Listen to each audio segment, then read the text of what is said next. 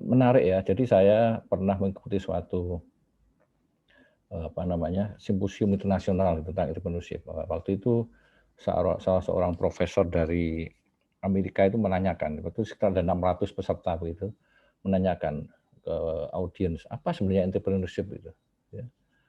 Kemudian, waktu itu ada yang menjawab, wah itu entrepreneurship adalah, intinya adalah leadership gitu. Dan kebetulan saya memang mengacungkan tangan nomor 2 gitu. Saya waktu itu bilang, leader entrepreneurship is related mostly, about innovation gitu. Ada lagi yang bicara tentang invention. Ada lagi, mengacungkan tangan, dari negara lain itu collaboration. Ada lagi yang mengatakan taking risk gitu ya. Semua dibenarkan oleh seorang profesor entrepreneurship itu dari Amerika itu. Jadi dibenarkan semua, tapi akhirnya dia bicara gini, semua benar, tapi yang paling benar adalah, ini ya, ini. Jadi entrepreneurship adalah freedom sebenarnya ya.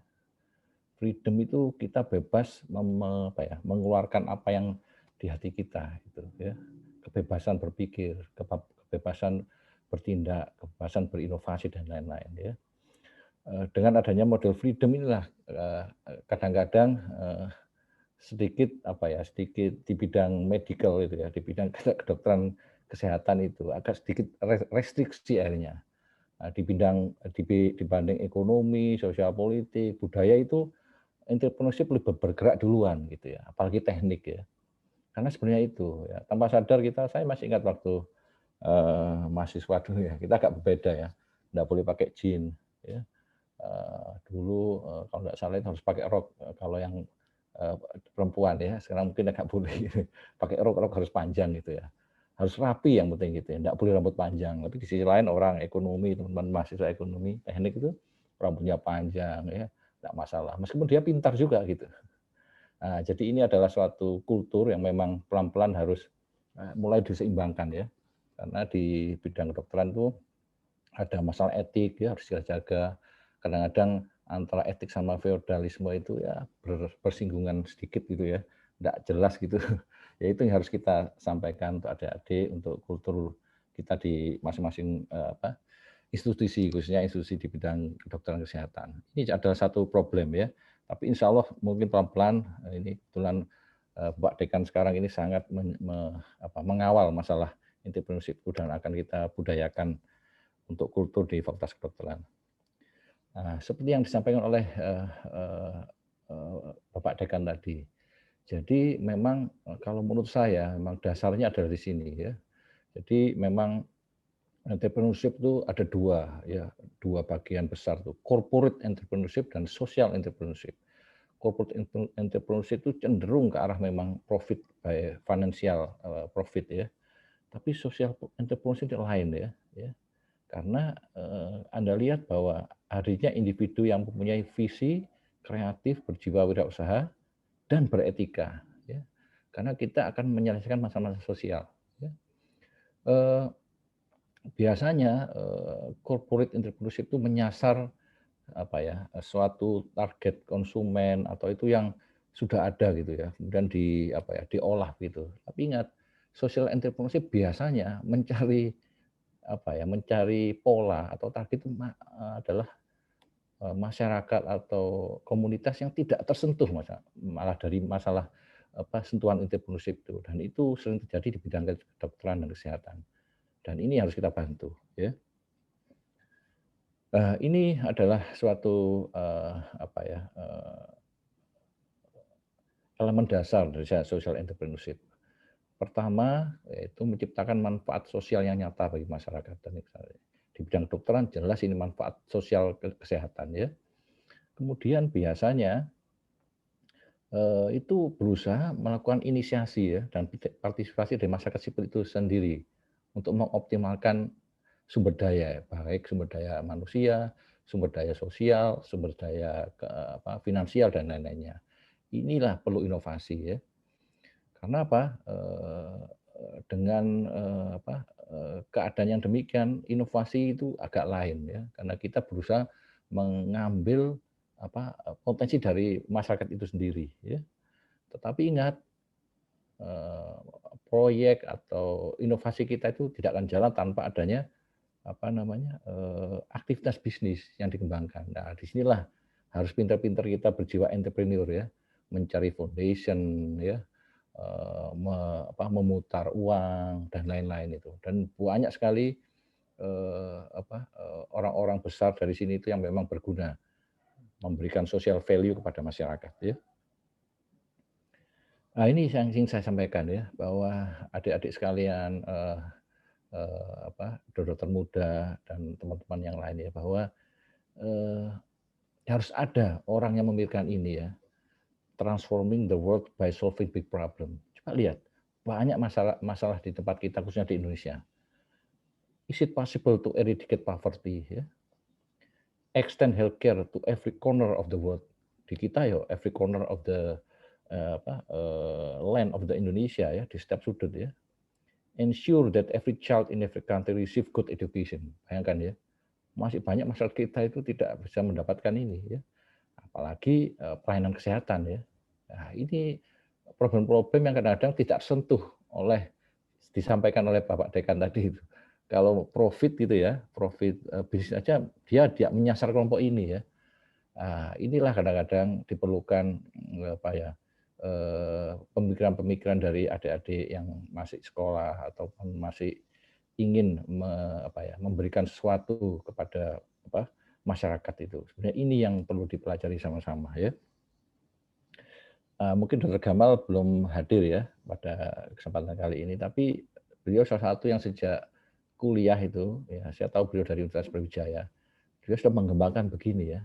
Mungkin kita bayangkan gimana caranya klinik asuransi sampah itu bisa memberikan social impact kepada masyarakat, melakukan pemberdayaan masyarakat untuk meningkatkan kesehatan keluarga dan masyarakatnya ya. Apa yang dilakukan beliau biasa saja, tapi pada suatu titik ternyata memberikan social value atau impact sosial yang sangat besar. Sehingga akhirnya dipanggil di Inggris, dapat award, kemudian di Uni Soviet juga ya.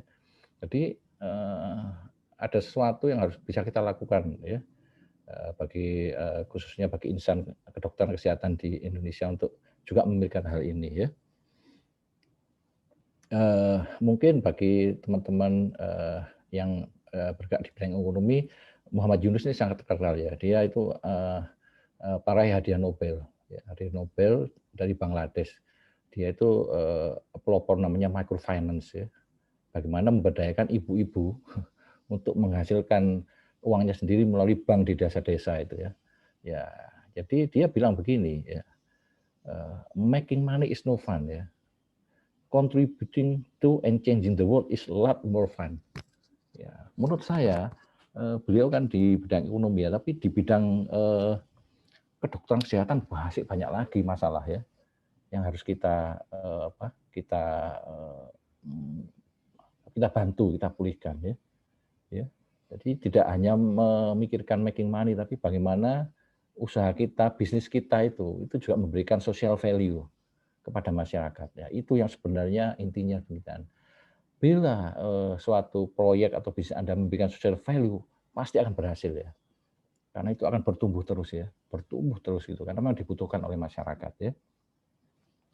Nah, ini yang penting ya. Kita beralih ke medical entrepreneurship atau mungkin saya samakan dengan kata medico socio entrepreneurship ya. Sebenarnya apa sih inti terakhir dari semua itu adalah making healthcare more affordable and accessible to all people around the world. Bagaimana apa yang dilakukan?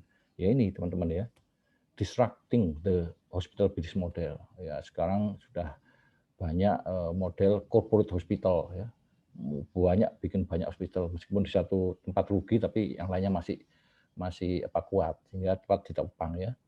Disrupting the physician practice ya. Hampir semua dokter sekarang berpraktek di rumah sakit ya. Dulu zaman kita dulu setiap guru besar kita, profesor kita, dokter zaman dulu itu selalu praktek di rumah ya. Saya masih ingat, tapi sekarang agak ditinggalkan oleh masyarakat karena memang yang diharapkan konsumen, customer atau pasien adalah one stop services. Datang bisa foto di sana, bisa lab di sana langsung gitu. Nah, itu tidak terjadi dulu ya. Nah, itu sudah disrupting ya. Disruptive solution for the care of chronic disease. Di Amerika sudah mulai dipisahkan ya. Pasien geriatri, pasien stroke, pasien apalagi ya, macam-macam itu sudah dikhususkan di rumah sakit tersendiri. Mungkin nanti demikian ya. Jadi chronic disease itu cancer center sendiri gitu. Karena itu ternyata lebih murah bagi rumah sakit lebih menguntungkan, juga masyarakat lebih mudah gitu ya. Dia tidak akan ramai hanya mengurusi itu aja ya. Reimbursement system, kemudian health regulatory reform. Sampai sekarang belum ada aturan jelas tentang telemedicine, telekonsultasi ya. Tidak ada itu ya. Padahal itu salah satu model disrupting ya tentang telekomunikasi antar dokter pasien ya. Sampai sekarang tidak bisa menjelaskan pakai SIP apa itu ya. Kemudian percakapan kita beredar di dunia maya. Kadang hasil foto kita itu beredar di dunia maya pasien ya. Nah, itu kalau ada apa-apa sulit ya. Kadang memberikan resep sekarang ya, resep bisa diambil gitu ya. Kalau ada apa-apa sulit ya. Nah, itu banyak ya. Nah, nanti Dokter Kusnur Romdoni akan bicara tentang ini, medical education, academic industry collaboration ya, development of medical devices dan lain-lain itu ya. Jadi pasti banyak yang harus kita pikirkan memang. Mengenai ya ini ya, topik saya tentang invention dan inovasi ya. Menurut Art Fry itu ada invention adalah what happens when you translate a thought into a thing. Jadi kita punya ide, ya, yang masalahnya itu orang Indonesia ide aja itu. Tapi untuk melakukan action itu sulit gitu ya. Nah, ini harus kita pikirkan. Bila kita sudah melakukan suatu ide dan memberikan membentuk suatu prototipe tertentu itu tidak berhenti sampai sana ya. Itu harus ada inovasi bagaimana prototipe itu bisa memberikan value kepada masyarakat, bisa dinikmati oleh masyarakat, lebih murah dan lain-lain. Itulah inovasi ya. George Bernard Shaw sudah mengatakan bahwa yang diperlukan adalah orang kalau namanya benar-benar orang aneh gitu ya. Kadang dipikirkan itu orang aneh itu ya. Saya selalu kalau ada seseorang itu ya mungkin Dr. Iswanda itu salah satu yang sering diskusi sama saya dulu ya. Kalau ada suatu ide, ya, Anda menyampaikan suatu ide gitu ya, terus orang lain bilang, wah idemu gila itu, sulit itu. Kalau saya itu yang saya ambil. Ya. Karena ide gila itulah yang tidak pernah dipikirkan orang lain. Tapi kalau ada ide diterima orang banyak ya, orang seluruh dunia melakukan itu teman-teman ya. Saya sering melakukan itu. Diolok-olok, ide gila itu nggak mungkin itu. Wah itu langsung Anda dekati itu ya. Karena itulah semua dari situ ya.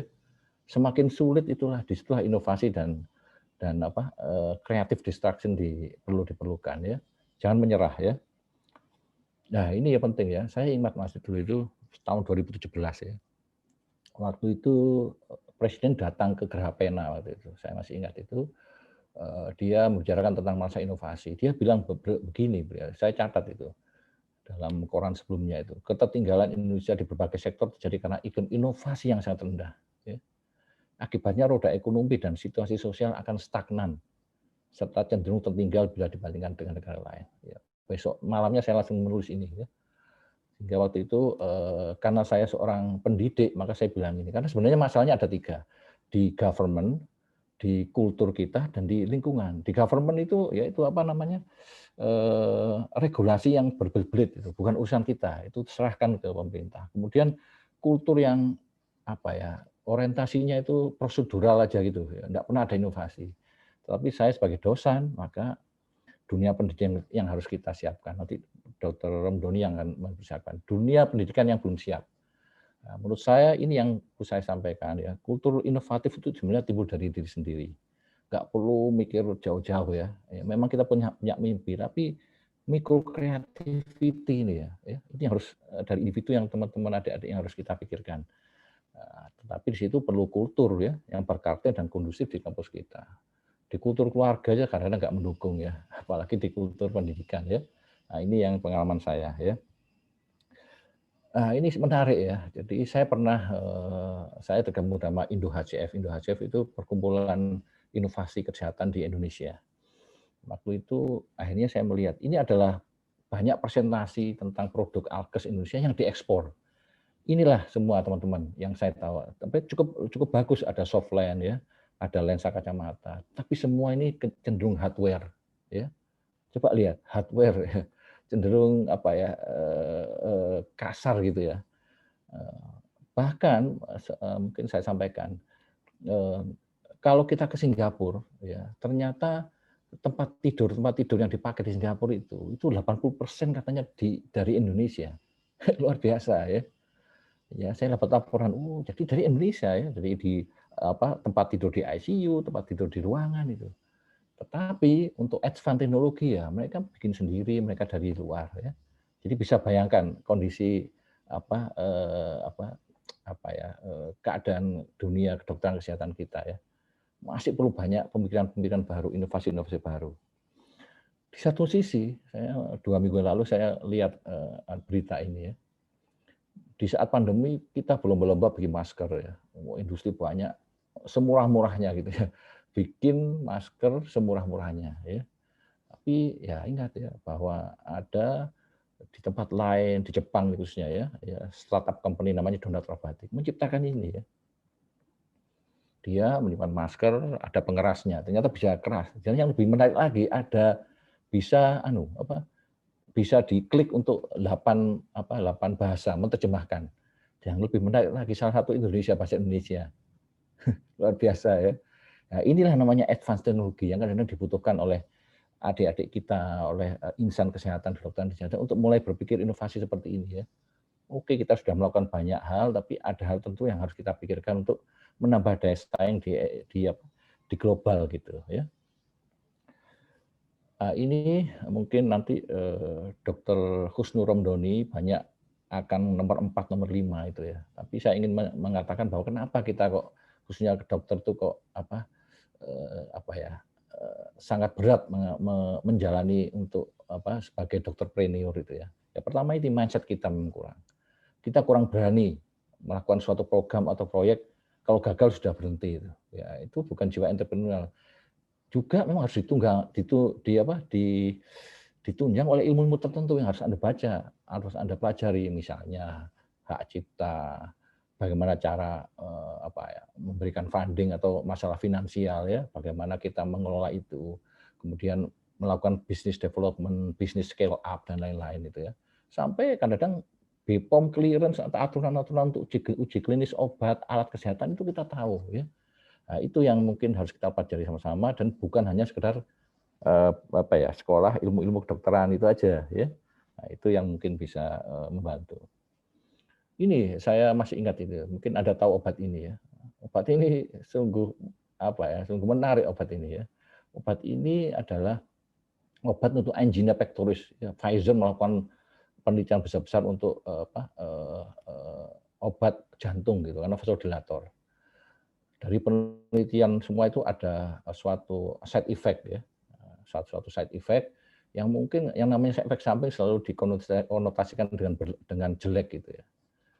Awalnya ya Ian Osterloh ini pimpinan proyek itu ya menganggap biasa, tapi ada jiwa-jiwa inovatif atau di timnya itu bahwa oh ini komplikasi yang cukup menarik. Ya akhirnya berbalik ya. Ternyata akhirnya obat ini sukses karena komplikasi itu, ya.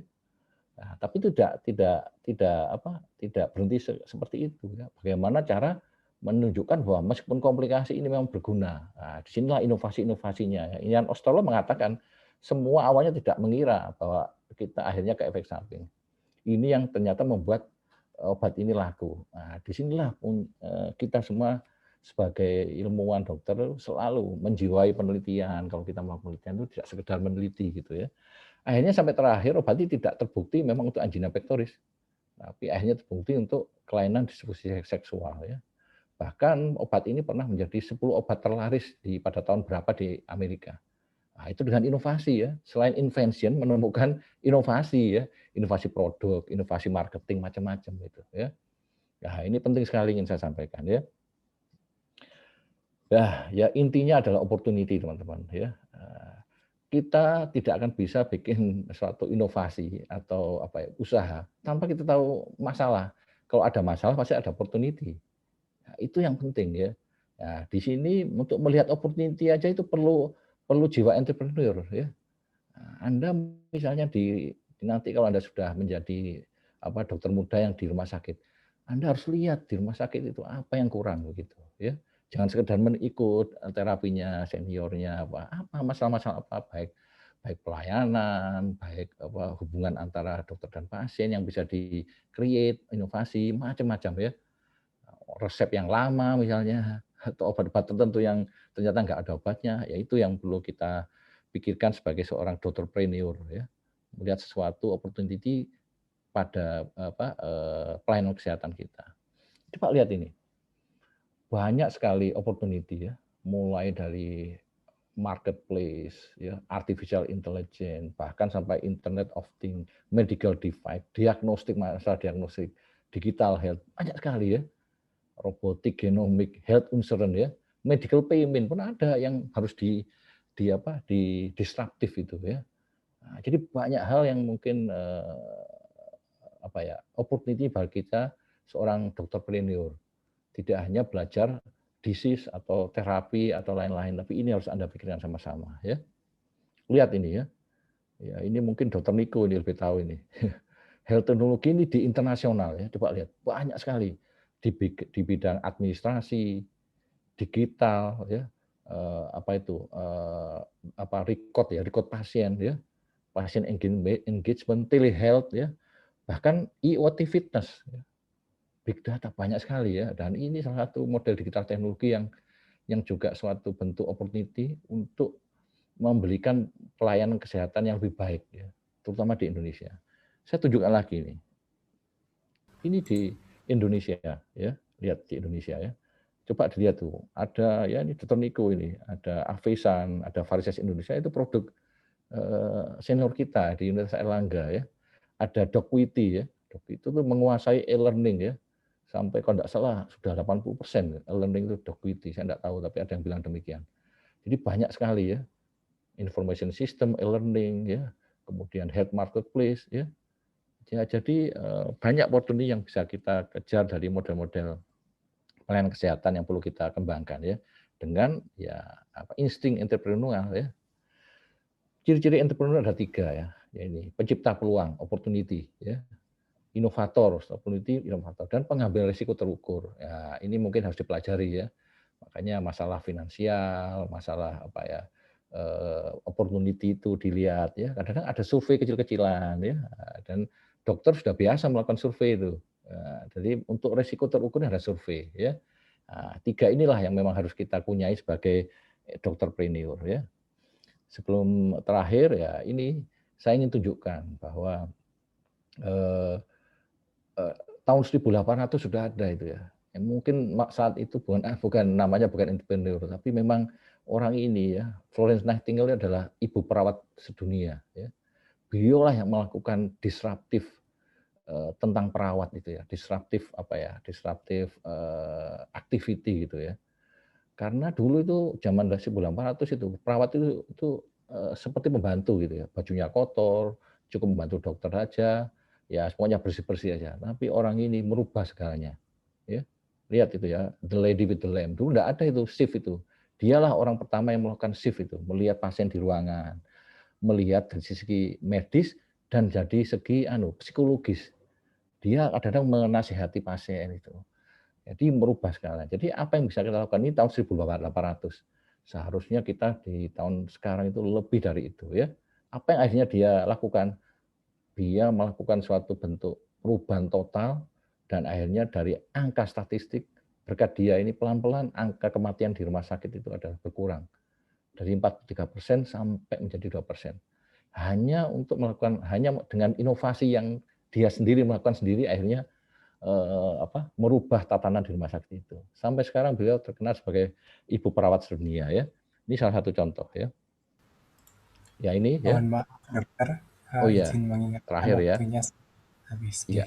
Iya, oke. Iya, jadi ini terakhir pas ya. Jadi intinya bahwa saat ini dokter-dokter, apa adik-adik dokter kita atau teman-teman sekalian juga bahwa kita tidak bisa lagi apa ya, menganut old dogma gitu ya.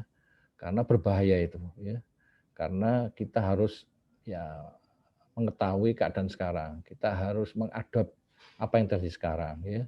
Tidak bisa kita hanya mengikuti pola-pola yang lama. Maka kalau kita mengikuti pola lama maka akhirnya ya itu sangat berbahaya dan kita akan tenggelam.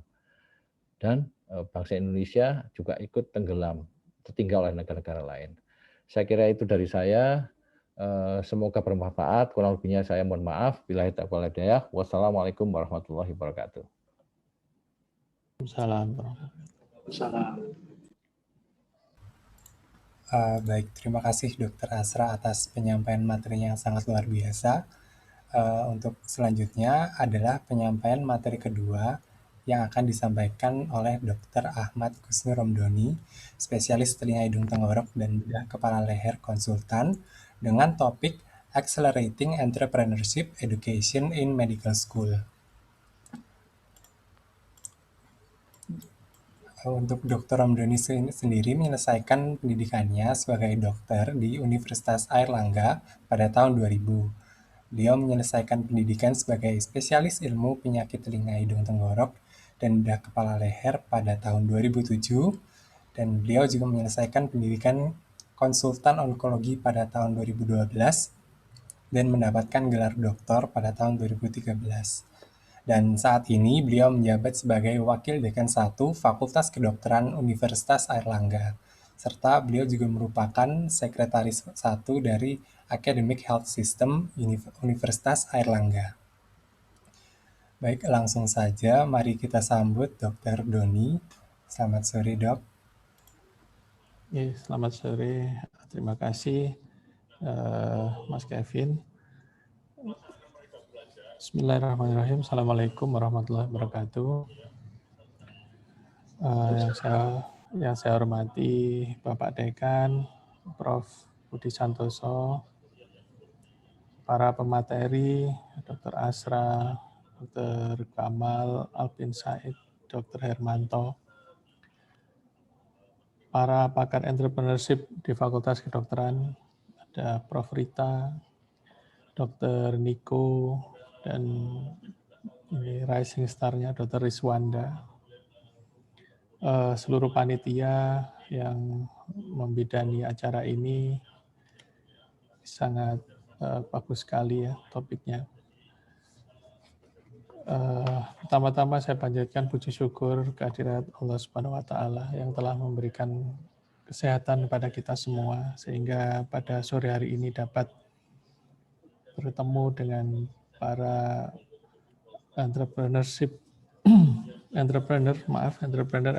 dari Fakultas Kedokteran UNAR ini.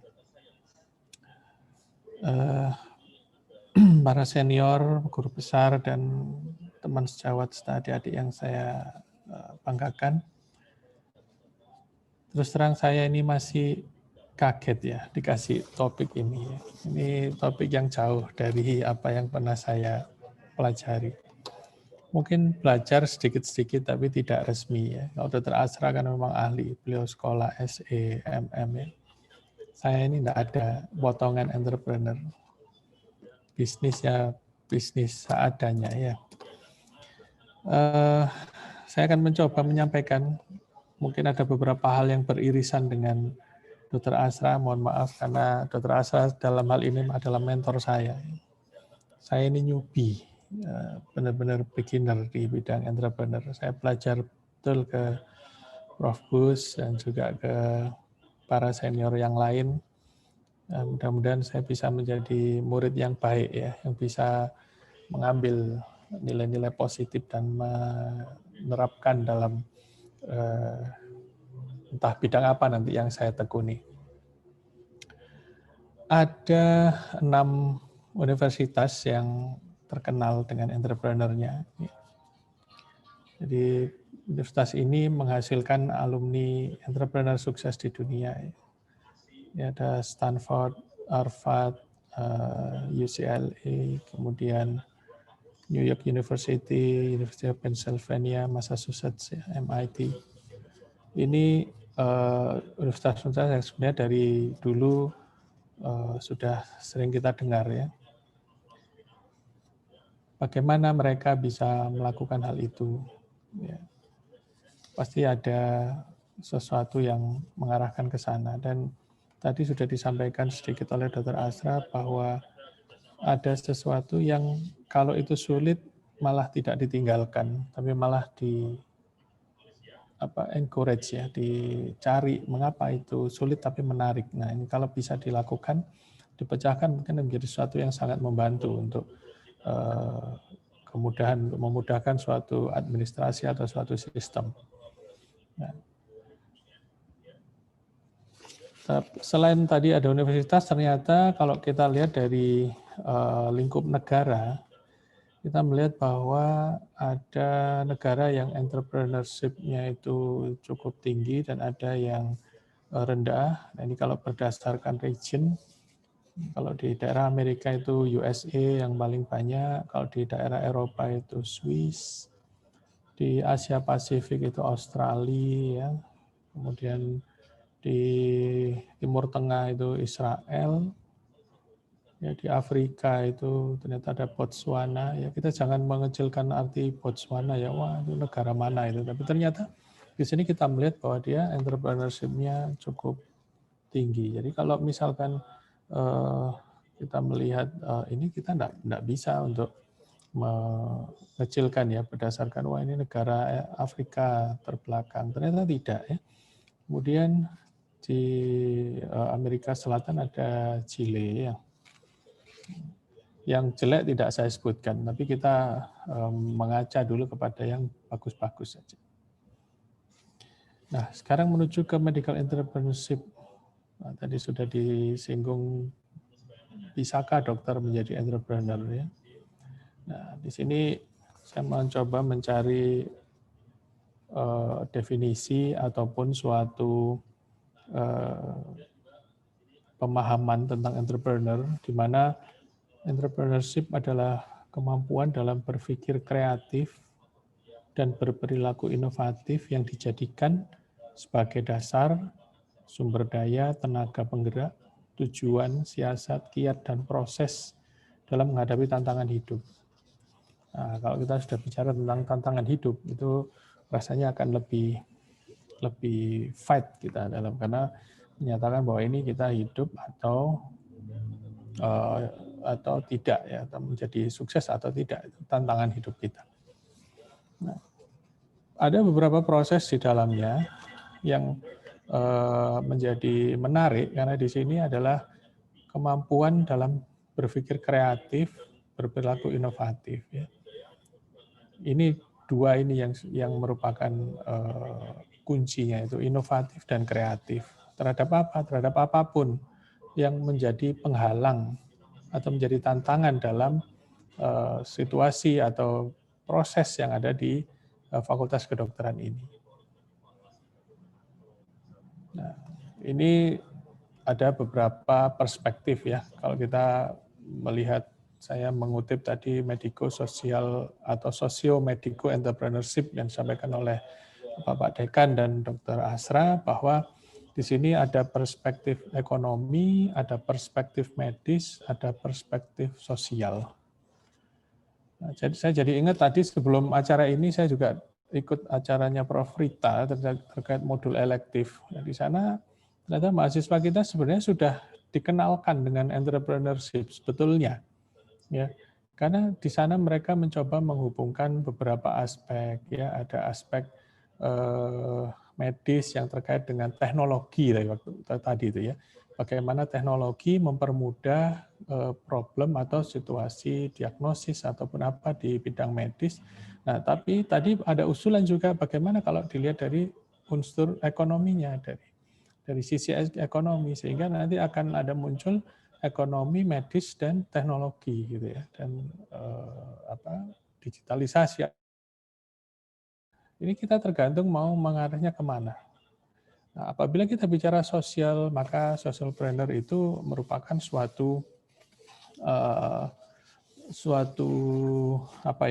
bagian dari entrepreneur yang diharapkan dapat memberikan dampak sosial yang cukup besar kepada masyarakat. Nah, kita menyebutkan sebagai socialpreneurship ya. Nah, ini kalau dalam definisi yang lain, social entrepreneur adalah agen perubahan yang mampu melaksanakan cita-cita, mengubah dan meningkatkan nilai-nilai sosial dan menjadi penemu berbagai peluang, terutama meliputi bidang kesejahteraan, ya, welfare, pendidikan, education, dan kesehatan, healthcare.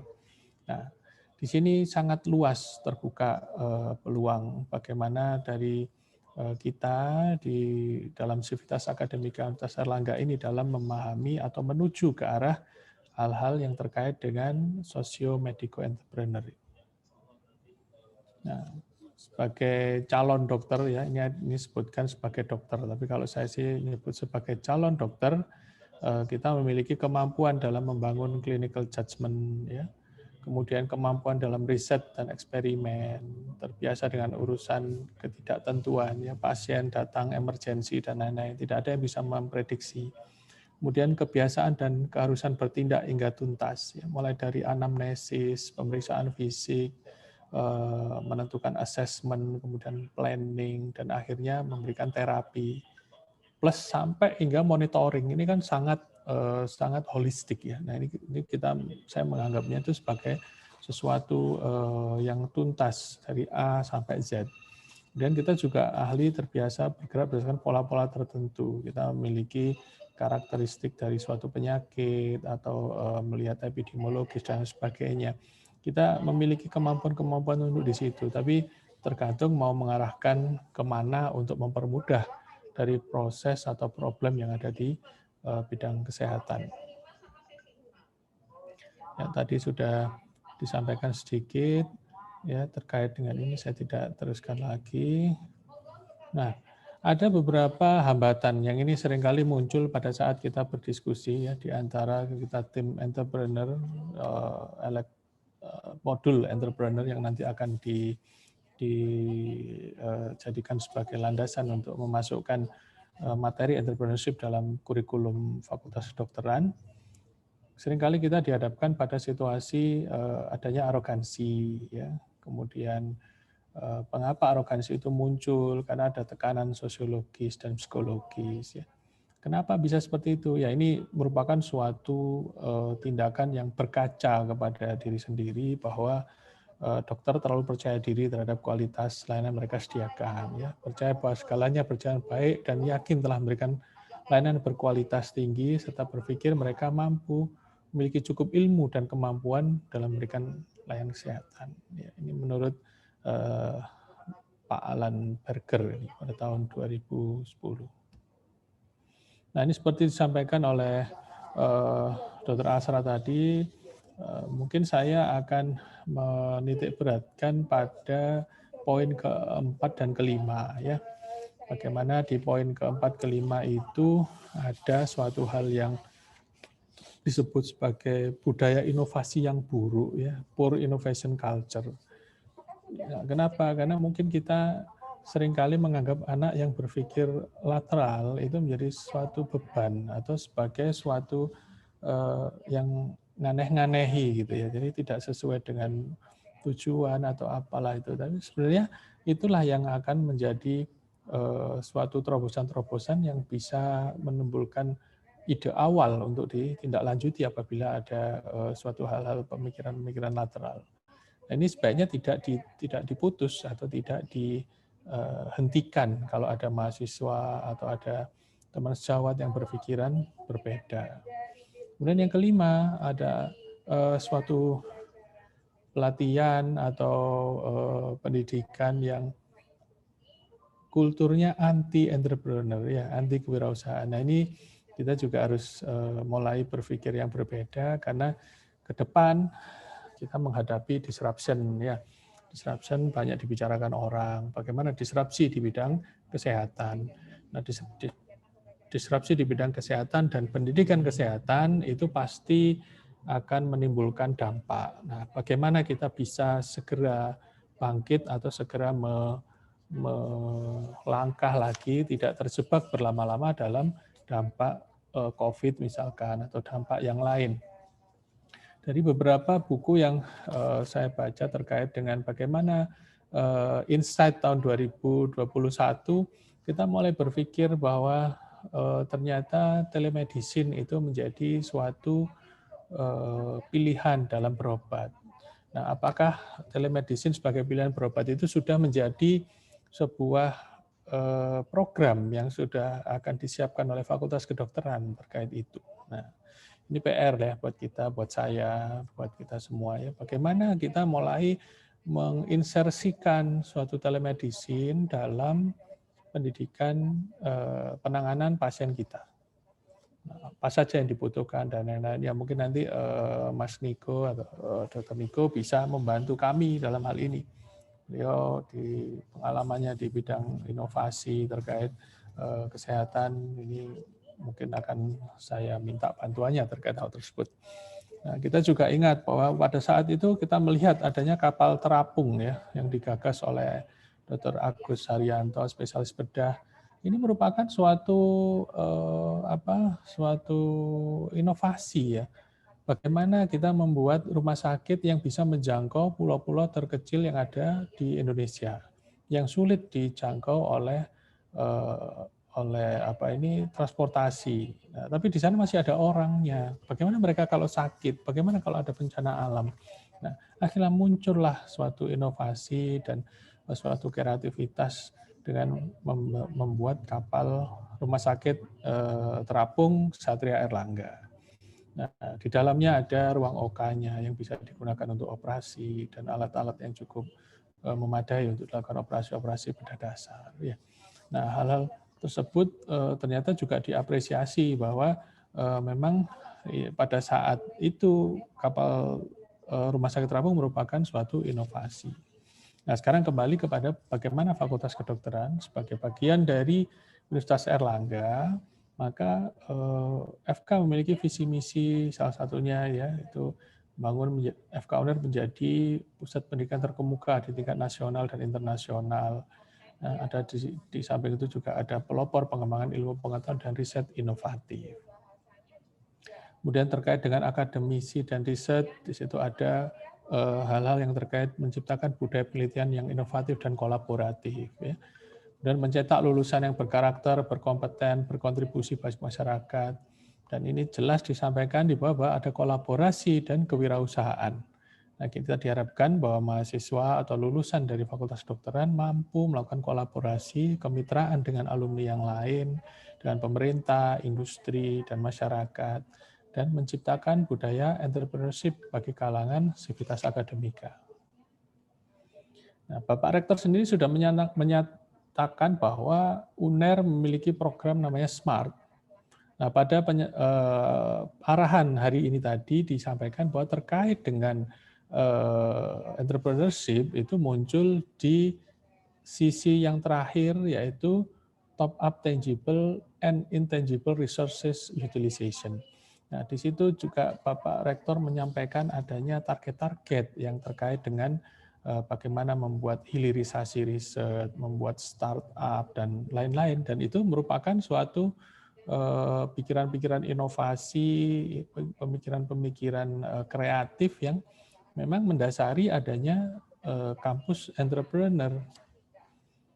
Nah, ini dari pemikiran saya, ya ini masih dalam kerangka hipotesis ya, bahwa untuk menuju lulusan yang memiliki jiwa entrepreneur, maka kita perlu memasukkan entrepreneurship itu di dalam dua hal. Yang secara resmi itu masuk di kurikulum, dan di kurikulum pun ini ada faktor sisi formal dan non formal. Contohnya formal apa? Kita memasukkan hal-hal terkait entrepreneurship di dalam kurikulum. Mungkin di dalam materi-materi filsafat, atau di dalam materi agama, atau dalam modul-modul itu kita menginsersikan tentang entrepreneur. Dari sudut pandang entrepreneur, bagaimana kita melihat suatu filsafat ilmu atau filsafat kedokteran itu. Kemudian kita juga melihat secara non formal ya, di bidang misalkan penelitian, pelatihan-pelatihan, itu dari BEM bisa mulai mendorong adanya pelatihan tentang entrepreneurship, kemudian kerjasama dengan alumni. Kemudian juga bisa juga dari UPPM misalkan. Hari tadi kalau menjawab tantangan Bapak Rektor bahwa penelitian-penelitian yang mungkin akan didanai itu ada penelitian yang menghasilkan produk. Ini kan namanya hilirisasi. Dan penelitian-penelitian yang berguna untuk masyarakat. Nah, ini merupakan hal-hal yang terkait dengan entrepreneurship kita sebenarnya sudah difasilitasi penuh oleh pimpinan universitas. Tinggal bagaimana kita membawa berita bahagia ini ke jenjang yang lebih bawah, ke grassroots, ke mahasiswa, ke dosen, ke yang lainnya, bahwa slot ini sudah ada, begitu ya. Nah, selain itu kita juga harus membawa ini ke sivitas akademik yang lain, tidak hanya pada dosen, mahasiswa, juga tendik. Harus berperilaku entrepreneurship. Misalkan bagaimana dia memiliki kreativitas, memiliki inovasi, berorientasi masa depan, memudahkan orang lain. Nah, ini apakah sudah ada pada kita tentang hal-hal seperti ini? Ini hal-hal yang ringan saja. Nah, apabila kita di kampus kita bisa mendidik atau bisa memberi contoh kepada para tenaga administrasi agar bisa lebih mudah, memudahkan mahasiswa, memudahkan dosen dalam mengurus surat-surat, administrasi dan lain. Ini sebenarnya sudah berperilaku entrepreneur, tapi dalam sudut yang berbeda. Ya. Nah ini tadi, kalau adanya inovasi, saya berharap nanti ada startup lagi selain dari yang disampaikan oleh yang dibuat oleh Dr. Rizwanda. Mungkin nanti adik-adiknya akan membuat startup yang lebih inovatif lainnya. Kemudian juga ada paten, haki, dan kemudian untuk hilirisasi riset ada TRL. Bagaimana riset yang ada di sini itu riset yang berkesinambungan. Jadi riset tidak hanya sekali selesai, tapi riset yang berkesinambungan, panjang ya, 3 tahun tapi menghasilkan produk. Seperti tadi Viagra gitu ya, itu mungkin riset panjang, ya, munculnya ketahuan setelah post marketing surveillance bahwa ada efek samping yang ternyata bisa menjadi lebih bermanfaat atau lebih terkenal obat tersebut daripada sebagai indikasi aslinya atau awalnya. Mohon maaf dokter, izin mengingatkan waktu presentasi tinggal 2 menit. Oke, ya. Nah, ini kita juga membuktikan bagaimana FK UNER ini memfasilitasi hal tersebut. Saya mencoba menunjukkan bahwa Bapak Dekan sudah menyiapkan target kinerja untuk tahun-tahun ke depan, ya 5 tahun. Di sini ada terkait jumlah hilirisasi, jumlah paten, startup. Ini ada target-targetnya dan kami berharap bahwa dengan grup entrepreneurship ini dapat meningkatkan angka-angka, memenuhi angka ini dan meningkatkan temuan-temuan atau yang inovasi dari FK UNER. Ya. Ini ada juga bahwa medical entrepreneur itu merupakan suatu inovasi, ini lebih didorong oleh kreativitas daripada oleh penelitian ilmiah. Ya. Jadi ini kita dihadapkan pada kreativitas manusia daripada sains ilmiah research ini kita mesti harus foundingkan. Dan yang kedua adanya inovasi yang mendorong manusia untuk memenuhi kebutuhan lebih besar dengan menciptakan profit yang lebih tinggi. Kemudian kita juga harus berpikir atau berlaku berbeda untuk agar dapat berpikir secara berbeda ya. Jangan sampai menghambat orang-orang yang memiliki lateral thinking. Kemudian kreativitas adalah suatu kebiasaan, masalah yang kadang-kadang diperlakukan itu adalah suatu kreativitas harus didorong, tapi jangan dikecilkan. Ya. Saya kira demikian. Ini tadi saya juga ngambil yang sama dengan Dr. Asra tentang Pak Yunus ini. Baik, saya kira demikian. Terima kasih. Mohon maaf bila ada kekurangannya. Assalamualaikum warahmatullahi wabarakatuh. Baik, terima kasih kepada Dr. Doni atas penyampaian materinya. Acara akan dilanjutkan dengan penyampaian materi yang ketiga oleh Dr. Gamal Albin Said, Magister Biomedik. Sedikit info, Dr. Gamal ini adalah CEO dari Indonesia Medica dan penerima penghargaan dari The His Royal Highness Prince of Wales Young Sustainability Entrepreneur dari Kerajaan Inggris. Baik, langsung saja kepada Dr. Gamal, dipersilakan.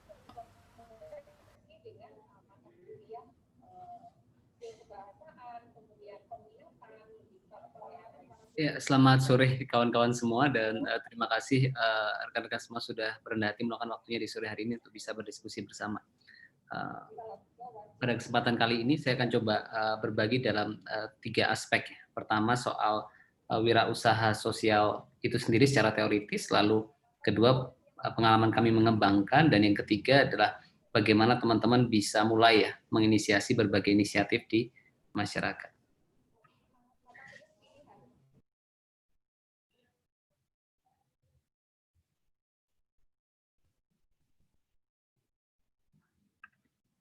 Oke, kita mulai dari pendekatan teoritis terkait wirausaha sosial. Jadi apa sih kelebihan menjadi sociopreneur ya dibandingkan konvensional entrepreneur? Sebenarnya kalau jadi entrepreneur kan kita akselerasi ya, bisa mencapai sesuatu lebih cepat. Yang sebelumnya mungkin bisa kita capai dalam waktu 10 tahun dengan adanya tim, resources yang kita kelola, kita akumulasi, kita bisa mencapai dalam waktu setahun. Ya. Kedua, kita punya freedom. Lalu ketiga, kita punya aktualisasi ya. Jadi sesuatu dulu kita bayangkan. Lalu bisa kita kembangkan dengan tim kita, lalu bisa kita rilis, dan apalagi ketika bisa memberikan dampak. Nah, yang keempat ini kelebihan yang sangat terasa dari sociopreneur adalah sense of usefulness, rasa kebermanfaatan. Istilah ini sebenarnya baru, tahun 72 ketika itu Bill Drayton yang pertama kali mungkin mengemukakan istilah tersebut. Jadi beliau mengatakan social entrepreneur are not content just to give fish or teach how to fish, they will not rest until they revolutionize the fishing industry. Jadi wirausaha sosial itu bukan hanya ngasih ikan, bukan hanya ngajarin mancing, tapi dia juga nggak akan berhenti sampai dia merevolusi industri perikanan. Kalau kita bicara sociopreneur itu, Asoka Foundation ini termasuk salah satu market leader ya. Dia sudah punya cabang di lebih dari 70 negara, termasuk banyak mensupport dari inisiatif yang kami kembangkan. Dan kenapa sociopreneur itu lahir? Satu, karena ketidakmampuan sektor for profit menyelesaikan masalah karena orientasi finansial mereka. Lalu ketidakmampuan sektor non-profit menyelesaikan masalah karena keterbatasan sumber daya mereka. Dan ketidakmampuan pemerintah menyelesaikan semua permasalahan, lahirlah sociopreneur untuk mampu menyelesaikan masalah itu. Banyak definisi ya, tapi saya suka definisinya di sini. Jadi pertama, mengadopsi sebuah misi untuk menciptakan atau mempertahankan nilai. Jadi contohnya di Indonesia Medica, kami punya nilai Health is Fundamental Human Right. Jadi berbagai 4 inovasi yang kami kembangkan, semua mensaling support untuk melayani misi tersebut. Terus kedua, kita mengejar peluang tanpa henti untuk melayani. Jadi kita cari opportunity terus, resources terus untuk meluaskan dampak, dan lain sebagainya. Mencari funding dan lain sebagainya. Lalu ketiga, terlibat dalam proses inovasi, adaptasi, dan pembelajaran yang berkelanjutan. Nah ini penting, jadi begini. Tidak ada inovasi yang sempurna sejak awal dikembangkan. Dan tidak ada inovator yang sempurna sejak awal mengembangkan inovasi. Inovatornya belajar, inovasinya pun berubah. Jadi tugas kita itu sederhana, segera memulai, terus belajar, konsisten pada misi, dan memastikan keberlanjutan atau sustainability dari inovasi kita. Jadi bukan hanya continue, bukan hanya survive, tapi sustain. Dan yang keempat, bertindak berani tanpa dibatasi sumber daya yang ada. Jadi never limit your vision based on your current resources. Hold the vision, trust the process, the vision pulls you.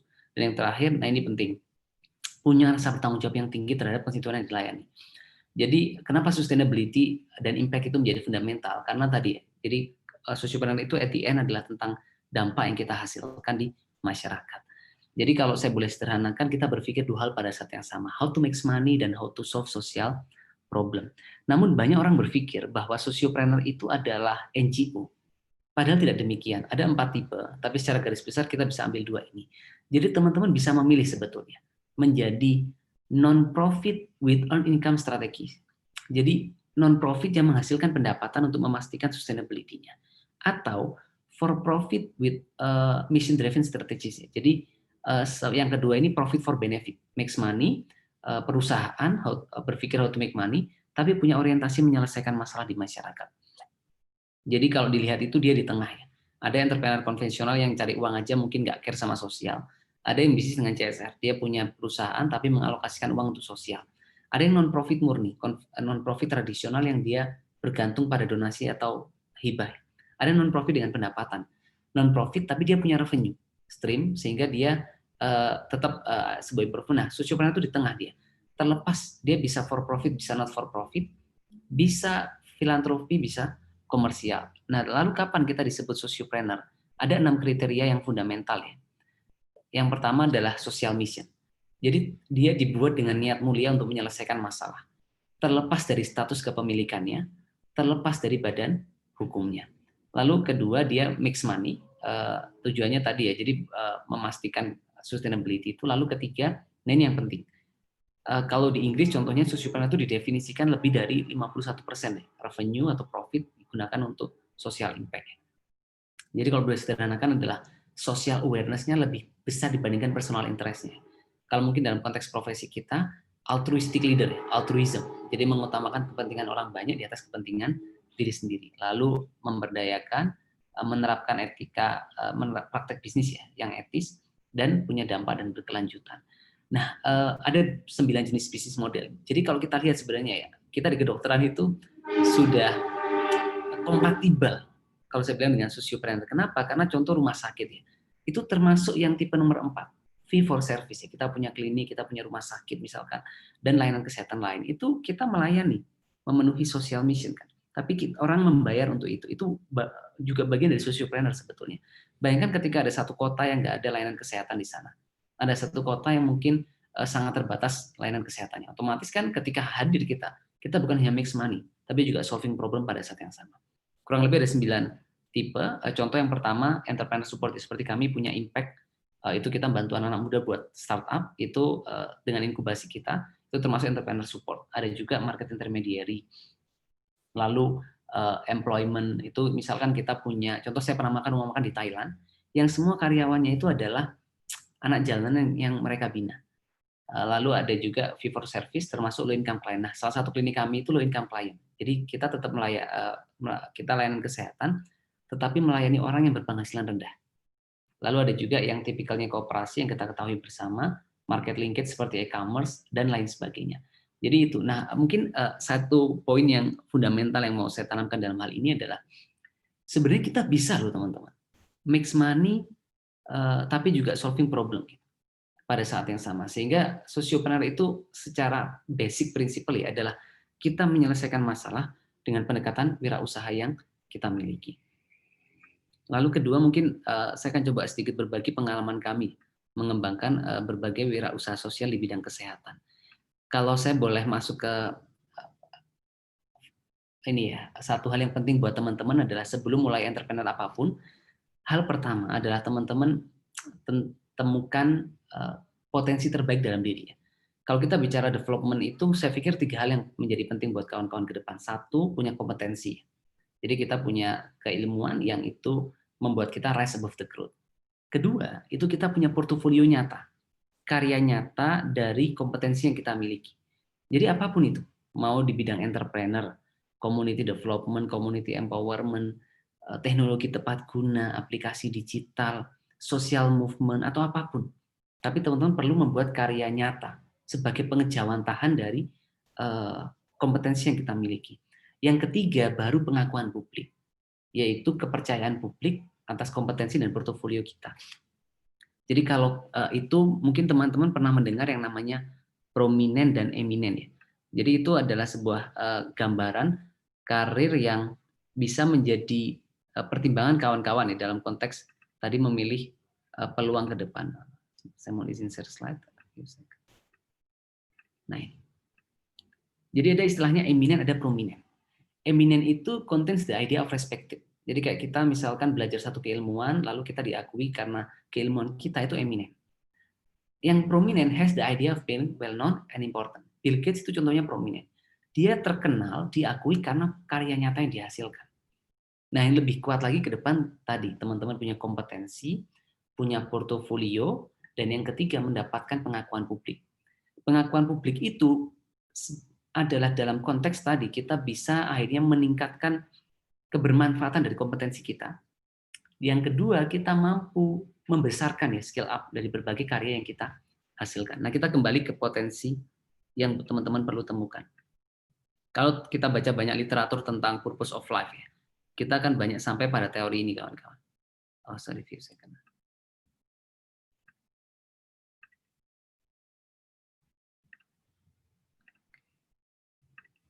Jadi kalau gimana sih cara kita menemukan potensi terbaik kita? Ada 2 teori yang teman-teman bisa pakai. Pertama, Ikigai. Ini salah satu teori paling populer di Jepang. Jadi Ikigai itu melihat 4 hal. What you love, what you are good at, what the world needs, what you can be paid for. Jadi sesuatu yang teman-teman sukai, kuasai, dibutuhkan dunia, dan menghasilkan. Kenapa ini penting? Kalau ngerjain sesuatu yang disukai, kuasai, tapi nggak dibutuhkan dunia, kita merasa useless. Kalau kita sukai, dibutuhkan dunia, menghasilkan, tapi kita nggak kuasai, kita nggak menikmati, kita nggak punya pencapaian yang luar biasa. Kalaupun kita kuasai, dibutuhkan dunia, menghasilkan, tetapi nggak kita sukai, kita nggak akan menikmati proses. Nah, kalaupun kita sukai, kuasai, dibutuhkan dunia, tapi nggak menghasilkan, kita nggak akan bisa meluaskan dampaknya, dan kita juga nggak akan bisa memberikan ketenangan, kesejahteraan ya kepada orang-orang yang kita pimpin. Kedua, teman-teman bisa pakai teori divine calling. Ini digagas oleh dosen di Harvard University namanya Tal Ben-Shahar. Jadi kerjakan 3 hal: pleasure, strength, meaning. Sukai, kuasai, dan bermakna. Jadi when or interest, ketika kesukaan kita intersect with mastery, bertemu dengan ketangguhan kita, and then get bundled up with sincerity, lalu dibungkus dengan ketulusan, maka lihatlah bagaimana Tuhan membesarkan kita. Jadi lihatlah bisnis bukan hanya soal untung rugi gitu. Di sana ada kebaikan juga yang bisa kita hasilkan kan. Jadi, saya mau yakinkan teman-teman untuk pakai 2 teori ini ya. Dalam karir apapun yang nanti teman-teman mau pilih ke depan. Jadi saya contohnya di Indonesia, kami punya 3 value di Indonesia Medica ya, inovatif, impact, inspiration. 1, inovasi, jadi membuat program kesehatan atau produk yang baru. Kedua, kita mencoba impact ya, jadi fokus menghasilkan dampak. Dan yang ketiga, inspirasi. Jadi prinsip kami membuat inovasi untuk menghasilkan dampak yang menginspirasi orang lain melakukan kebaikan sama. Jadi saya suka inspirasi kawan-kawan. Ketika kuliah dulu betul-betul ya passionate dengan membangun inisiatif ini dan ingin betul-betul share inspirasi, dan kami bersyukur saya waktu itu berkesempatan ya membagikan inspirasi di hadapan 25.000 peserta dari 150 negara.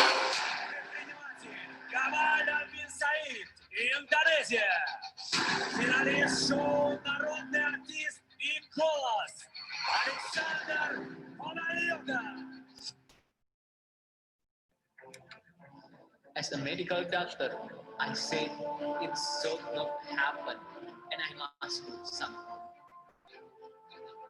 We still have a big job to do. Jadi, so my first advice is follow your passion. If you follow your passion, many people impact will follow you. Dan yang kedua, ini semenjak kuliah, waktu koas ya, adik-adik, saya mulai buat Indonesia Medica. Waktu itu jadi benar-benar gini, waktu di kampus itu sebenarnya saya kan suka dunia ilmiah ya, jadi suka karya tulis, penelitian, PKM, terus publikasi internasional dan lain sebagainya. Cuman karena banyak yang waktu itu belum bisa terimplementasi secara konkret, akhirnya saya buat Indonesia Medica, dengan tujuannya waktu itu bagaimana PKM yang saya buat bisa running terus gimana karya tulis yang saya buat bisa dijalankan, diimplementasi oleh tim. Dan kami bersyukur inisiatif kami diapresiasi di berbagai negara. Ini ketika di Peru dan di Jerman. Mr. Gamal Al-Bin Said from Indonesia Medica join us on the stage for the prize giving ceremony. So why don't you come and stand?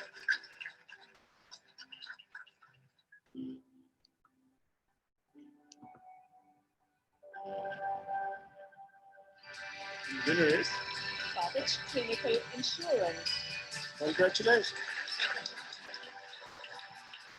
Gamal, please come on stage. Dan kami bersyukur berbagai tokoh dunia memberikan apresiasi ya. Jadi mulai Pangeran Charles dari Kerajaan Inggris, lalu John Kerry, Sekretaris Negara Amerika Serikat, sampai Presiden Rusia Vladimir Putin. Satu hikmah yang masih baikkan teman-teman. Ini program-program kami itu dulu adalah PKM yang nggak sampai ke PIMNAS. Jadi di PIMNAS itu nggak sampai ke PIMNAS, tapi kami betul-betul mencoba memastikan keberlanjutannya. Sehingga dengan itu, jadi sometimes we lose a battle to win a big war ya. Jadi fokus pada don't try to impress people, but focus to impact people. Because impress will be lost, but impact will survive. Maybe you are impressive, but are you impactful? Sehingga mindset kita adalah don't be proud with your idea, but focus on the problem that you want to solve. Nah, saya cerita singkat aja ya 3 inovasi yang kami kembangkan. Yang pertama namanya Garbage Clinical Insurance. Ini let me tell you a true story of a 3-year-old girl, Hairunisa. Beliau anak seorang pemulung, ini menjadi headline ketika itu karena meninggal di gerobak sampah ayahnya, lalu ayahnya naik KRL. Dan itu saya ingat dosen saya cerita di depan kelas waktu itu, dosen IKM. Akhirnya itu menjadi motivasi bagi saya dan teman-teman untuk mengembangkan sebuah asuransi mikro yang menggunakan sampah sebagai sumber pembiayaan. Jadi what we have done is make the community mobilize their own and use resources to become fund and give it back to them as self-access. Jadi practically tim kami datang ke rumah warga, kami bilang, Pak, Bu, nggak usah khawatir, sekarang bisa berobat di klinik kami gratis, bisa operasi rawat inap bagi yang membutuhkan, termasuk kami bayarkan iuran BPJS-nya, tapi cukup membayar dengan sampah secara rutin. Sehingga dengan inovasi ini, kami bisa memberikan ketenangan kepada warga, mereka nggak perlu khawatir, mereka bisa mendapatkan layanan kesehatan ketika membutuhkan. Ini pendapat warga soal inisiatif yang kami kembangkan.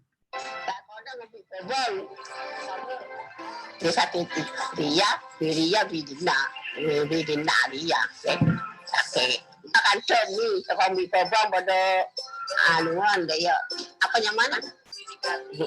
Nyaman sampah nyaman kau lihat.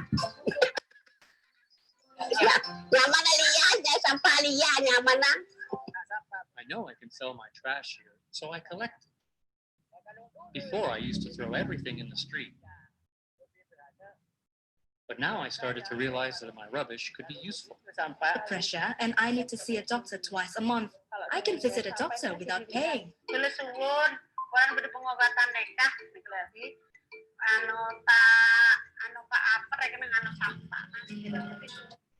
Dan yang kedua, sekarang perkembangan teknologi digital luar biasa, kawan-kawan. Data terakhir bahkan 175,4 juta orang pakai akses internet setiap hari. Nah, inovasi kami kedua ini saya lahir ketika internship. Jadi saya ingat banget ketika internship, kan sering banget kita menghadapi situasi di mana kadang-kadang pasiennya nggak mampu, atau mungkin kadang-kadang ada keterbatasan ya, fasilitas yang bisa diakses karena keterbatasan atau kebijakan-kebijakan dan ketentuan-ketentuan rumah sakit dan lain sebagainya. Jadi saya ingat banget waktu itu ini malam jaga malam waktu di UGD gitu, terus saya terima pasien awal unikmah, orang tuanya nggak mampu, nggak punya jaminan kesehatan, terus saya posting di Facebook saya, besoknya banyak membantu. Nah semenjak hari itu saya minta tim develop crowdfunding pembiayaan kesehatan dengan pendekatan digital, sosial media, dan the power of volunteerism. Jadi kalau ada pasien nggak mampu, cukup upload ke website kami atau hubungi call center kami ya. Itu baik dalam konteks membayarkan iuran BPJS mereka ketika sakitnya nggak di-cover misalkan oleh BPJS, atau ketika berbagai kondisi ya, itu bisa terbantu, dan kami bersyukur sudah ribuan pasien terbantu dengan platform yang kami kembangkan. Ini bahkan salah satu pasien pertama kami ini kami jemput di depan rumah sakit Dr. Sutomo ketika itu. Sakit Sjögren syndrome, dan alhamdulillah dengan platform kami terkumpul kurang lebih 80-90 juta ketika itu. Jadi saya mau sampaikan kawan-kawan adalah problem is primary engine of innovation, but problem is not enough, because innovation is pivotal moment when talented, ambitious, and motivated people seek the opportunity to act on their idea. Teman-teman bisa kunjungi websitenya, banyak pasien yang bisa dibantu lewat platform ini, ya, ataupun inisiatif yang teman-teman bisa buat di kemudian hari. Dan yang ketiga, InMed ya. Jadi kami punya cita-cita mendigitalisasi layanan kesehatan, tapi dengan pendekatan social mission. Jadi awal mula versi satunya itu Home Medica. Tujuannya sederhana, menghadirkan tenaga kesehatan di rumah pasien, khususnya mereka yang kurang mampu, dengan platform yang kami kembangkan. Yang kemudian beralih nama menjadi InMed, menjadi versi 2 dan 3 dari platform kami. Nama saya Muna. Saya tinggal di Jawa Timur. Saya berumur 55 tahun. Saya punya 4 anak. 3 di antaranya sudah meninggal. Saya tidak punya biaya untuk berobat. Ayah saya mengalami kebutaan. Ibu saya ingatannya berkurang karena faktor usia. Dan suami saya sudah meninggal. Semua hal ini meninggalkan depresi yang begitu mendalam. Saya merasa sendiri, terperangkap, dan tanpa ada bantuan sama sekali. Suatu ketika Home Medica datang dan bicara sama keluarga sekitar, dan kami berbicara tentang kondisi saya. Home Medica membantu orang-orang kurang mampu dengan pengobatan gratis. Mereka mengetahui informasi tentang saya dan membantu saya bertemu dengan seorang perawat. Perawat itu datang ke rumah saya. Permisi Dr. Gamal, izin menginfokan waktu presentasi tinggal 2 menit. Dengan bantuan Home Medica telah memberi kebebasan. Lalu kami kembangkan versi kedua yang namanya InMed dengan beberapa pengembangan di integrated crowdfunding, telemedicine, dan home care service. Dan ini versi kedua. Tidur badan demam. Nah, cari mie yang sehat, klik aja InMed. Salah angkat telepon. Orang tercinta sedang sakit parah dan butuh biaya pengobatan besar. Klik aja InMed. Dan lain sebagainya. Klik karena aja. setiap waktu saya bercepat. Nah, ini beberapa inovasi yang bisa menjadi referensi buat kawan-kawan semua. Yang pertama Bempu. Jadi ini dikembangkan kawan saya di India, Ratul. Kami sama-sama disupport oleh satu perusahaan di Jerman ya. Jadi dia mengembangkan termometer dalam bentuk gelang untuk membantu bayi memeriksa suhu tubuh bayi baru lahir. Jadi dengan BEMPU ini, karena 32-85% mengalami hipotermi, dan dengan alatnya ini akhirnya bisa berbunyi, termasuk berubah warna ya ketika bayi mengalami penurunan suhu. Lalu kedua ini, saya ketemu di Denmark, kawan saya ini dia mengembangkan most disruptive innovation nomor 2 di dunia. Jadi inovasi paling disruptif kedua di dunia, yaitu dengan drone yang bisa mengirimkan kebutuhan kesehatan ke titik GPS yang dijatuhkan dengan parasut. Jadi drone ini bisa menjatuhkan parasut yang berisi kantong darah dan kebutuhan kesehatan lainnya. Jadi kurang karena 2,9 juta anak di bawah 5 tahun dan 150.000 ya kehamilan, kematian akibat ini kantong darah yang terbatas. Jadi the next level of innovation ini gambarannya. 35-minute delivery of any essential medical product that they could need. And that's a revolutionary idea for any country in the world. Jadi cukup dengan drone, dijatuhkan dengan parasut, lalu drone-nya bisa kembali. Dan lain sebagainya. Ini contohnya kawan saya di Amerika dari Liu, dia mengembangkan sistem informasi untuk memonitor stok obat di klinik apotek. Lalu dihubungkan dengan perusahaan farmasi, jadi mengembangkan distribusi on-demand service. My name is Daniel Liu. I'm the founder and CEO of LeafWatch, a platform for organizations in the developing world to track essential supplies. Lalu ini Andrew, dia mengembangkan PIC Retina, yaitu alat untuk melakukan pemeriksaan mata di daerah terpencil. Cukup dipasangkan di belakangnya kamera HP. Well, the fact, vast majority of the just to look expensive. All it is, it's a plastic plate that dan lain sebagainya. Dari mereka saya belajar kawan-kawan, empati is the connection that leads to innovation. Jadi empati lah yang terus membuat kita berinovasi. Nah, kalau waktunya mau habis, mohon diinformasikan ya Mas Kevin. Ya, dokter, ini waktunya sudah habis. Sudah habis, baik ya. Oke, mungkin nanti kalau ada, ya sudah ada satu, tapi it's okay, kita bisa bahas mungkin di sesi diskusi ataupun next time. Tapi satu poin yang mau saya tekankan ke teman-teman, saya ingin masuk ke satu filosofis yang mendasar sekali.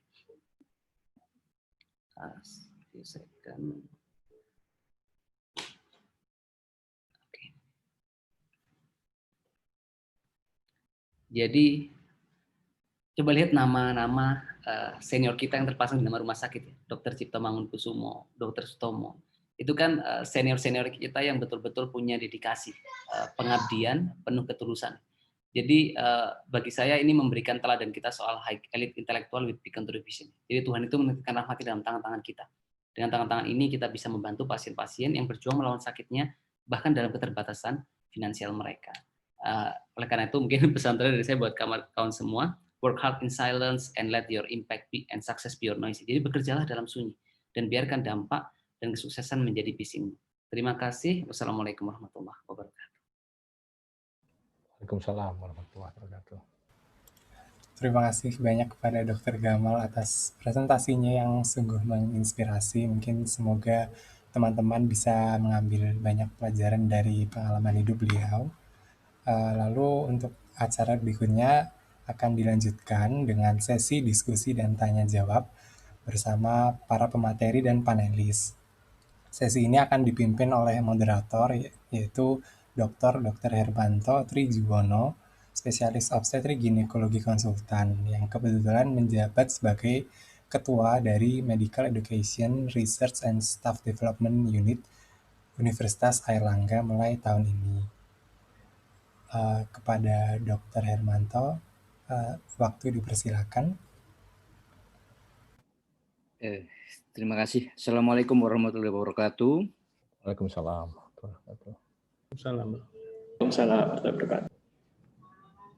Terima kasih atas waktunya. Saya masih menahan napas ini dengarkan terus cerita Dr. Gamal. Luar biasa. Dr. Azhar, Dr. Roni, dan Dr. Gamal. Sebelum kita ke diskusi, ini ada beberapa pertanyaan, tapi kita akan memberi kesempatan pada panelis kita, Profesor Dr. Nancy Margarita. Silakan, Prof. Mungkin nggak perlu saya perkenalkan ya, beliau ini salah satu legenda, jadi luar biasa. Monggo, Prof. Silakan. Terima kasih, Dr. Hermanto, dan salam untuk semua orang hebat yang hadir. Prof. Bus, Dr. Dani, Dr. Asra, apalagi Dr. Gamal. Dr. Iswanda, dan saya lihat ada Dr. Niko. Saya sebenarnya diminta jadi panelisnya kok ya nggak cocok amat ya Dr. Hermanto, cuma karena saya gemar pada judul ini, jadi saya akan mencoba memberikan satu pendapat setelah mendengar berbagai omongan orang hebat ini. Senang saya bertemu dengan Dr. Gamal lagi karena yang lalu sudah masuk di kelas entrepreneur. Ada beberapa hal yang saya sangat tertarik pada apa yang disampaikan oleh Dr.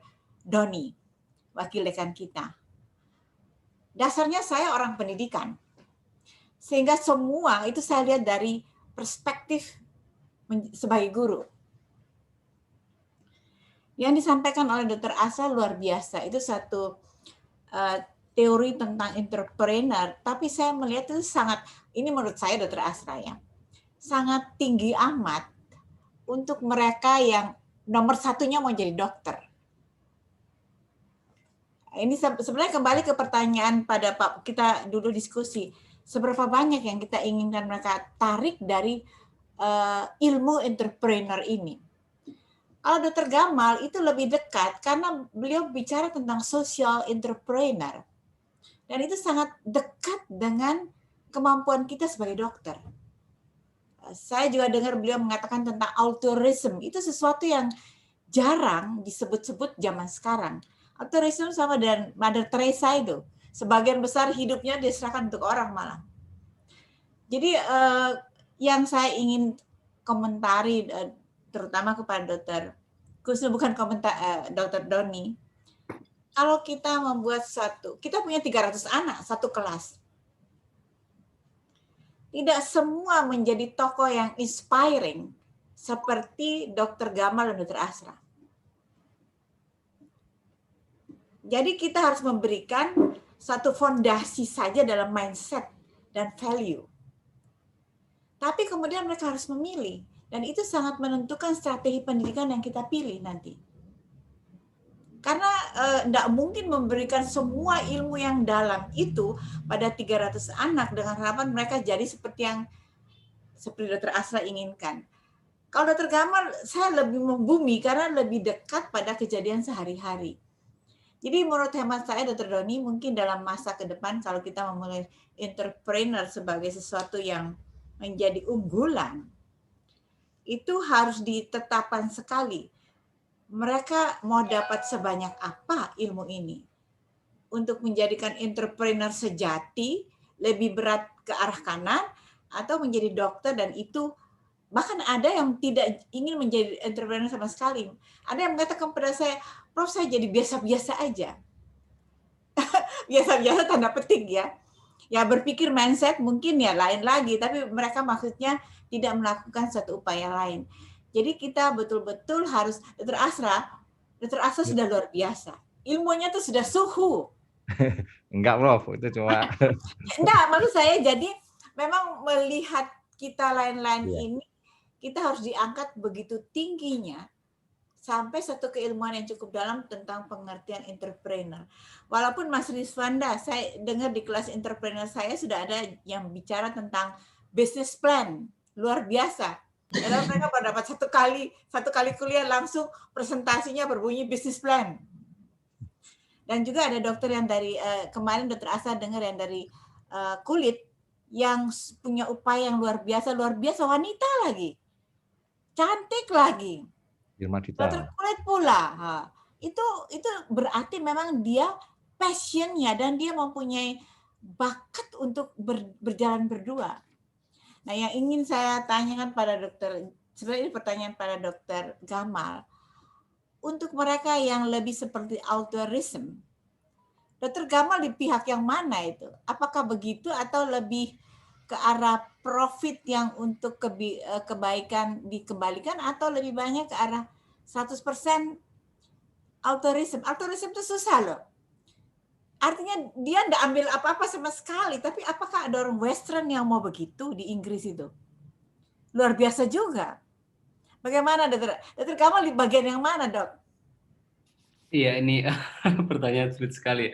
Tapi mungkin kalau saya melihat membangun harmoni keduanya, keseimbangan ya. Jadi kalau kita lihat tantangan wirausaha sosial itu memang 3. Satu, pembiayaan ketika memulai. Kedua, itu adalah dilema antara finansial dan sosial. Dan yang ketiga, itu adalah keberlanjutan. Nah, untuk poin kedua itu, kalau saya sebenarnya secara pribadi melihat wirausaha sosial ini titik perdamaian antara itu, antara keinginan kita mencapai keberhasilan dunia dan kebaikan ya, mungkin dalam membantu sesama. Selama ini kan orang berpikir kalau kita menjalankan sosial kita mungkin nggak bisa berhasil begitu. Jadi kalau bisnis itu kan sepertinya disiplin, profesional, karirnya baik begitu. Di sisi lain kalau sosial itu sepertinya tidak secerah masa depan ketika bisnis. Nah, kata wirausaha sosial itu lahir memberikan keuntungan dalam hal itu. Dia mungkin genus entrepreneur family sosial ya. Jadi dia termasuk entrepreneur. Nah, kalau kami mencoba dua-duanya. Jadi kami punya perusahaan, punya yayasan yang semuanya punya misi yang sama ya, health is fundamental human right. Jadi ada yang mungkin mix money, tetapi ada sumber daya juga yang dialokasikan untuk sosial. Ada yang NGO yang dia betul-betul pure untuk bagaimana mencari sumber daya mungkin dari sektor non-profit, termasuk dia dari sektor non-komersial ya, lalu bagaimana betul-betul untuk social mission. Contoh platform kami yang Siapa Peduli, itu kan galang dana. Tentunya kan kurang pas kalau dia di bawahnya mungkin perusahaan kami ya. Nah, itu kami letakkan di bawah yayasan.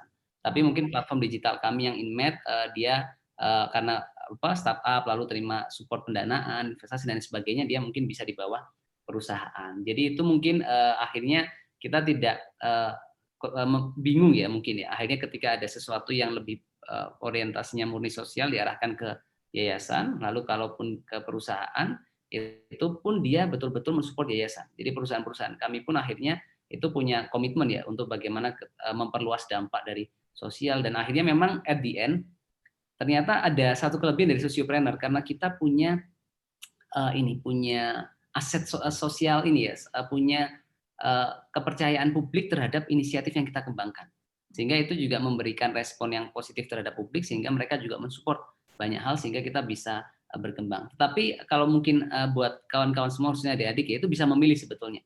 It's okay kok menurut saya menjadi pengusaha yang punya misi sosial, membangun perusahaan, mix money, tapi betul-betul komitmen ya. Makanya poin pertama kriteria Sociopreneur kan itu, dia social mission. Lahirnya dengan niat yang mulia, terlepas dari badan hukumnya apapun, mau PT, CV, yayasan, terlepas dari status kepemilikannya. Nah, tetapi betul-betul lahir untuk menyelesaikan masalah dan mempertahankan nilai tersebut. Ya. Mungkin itu sedikit perspektif saya, Prof.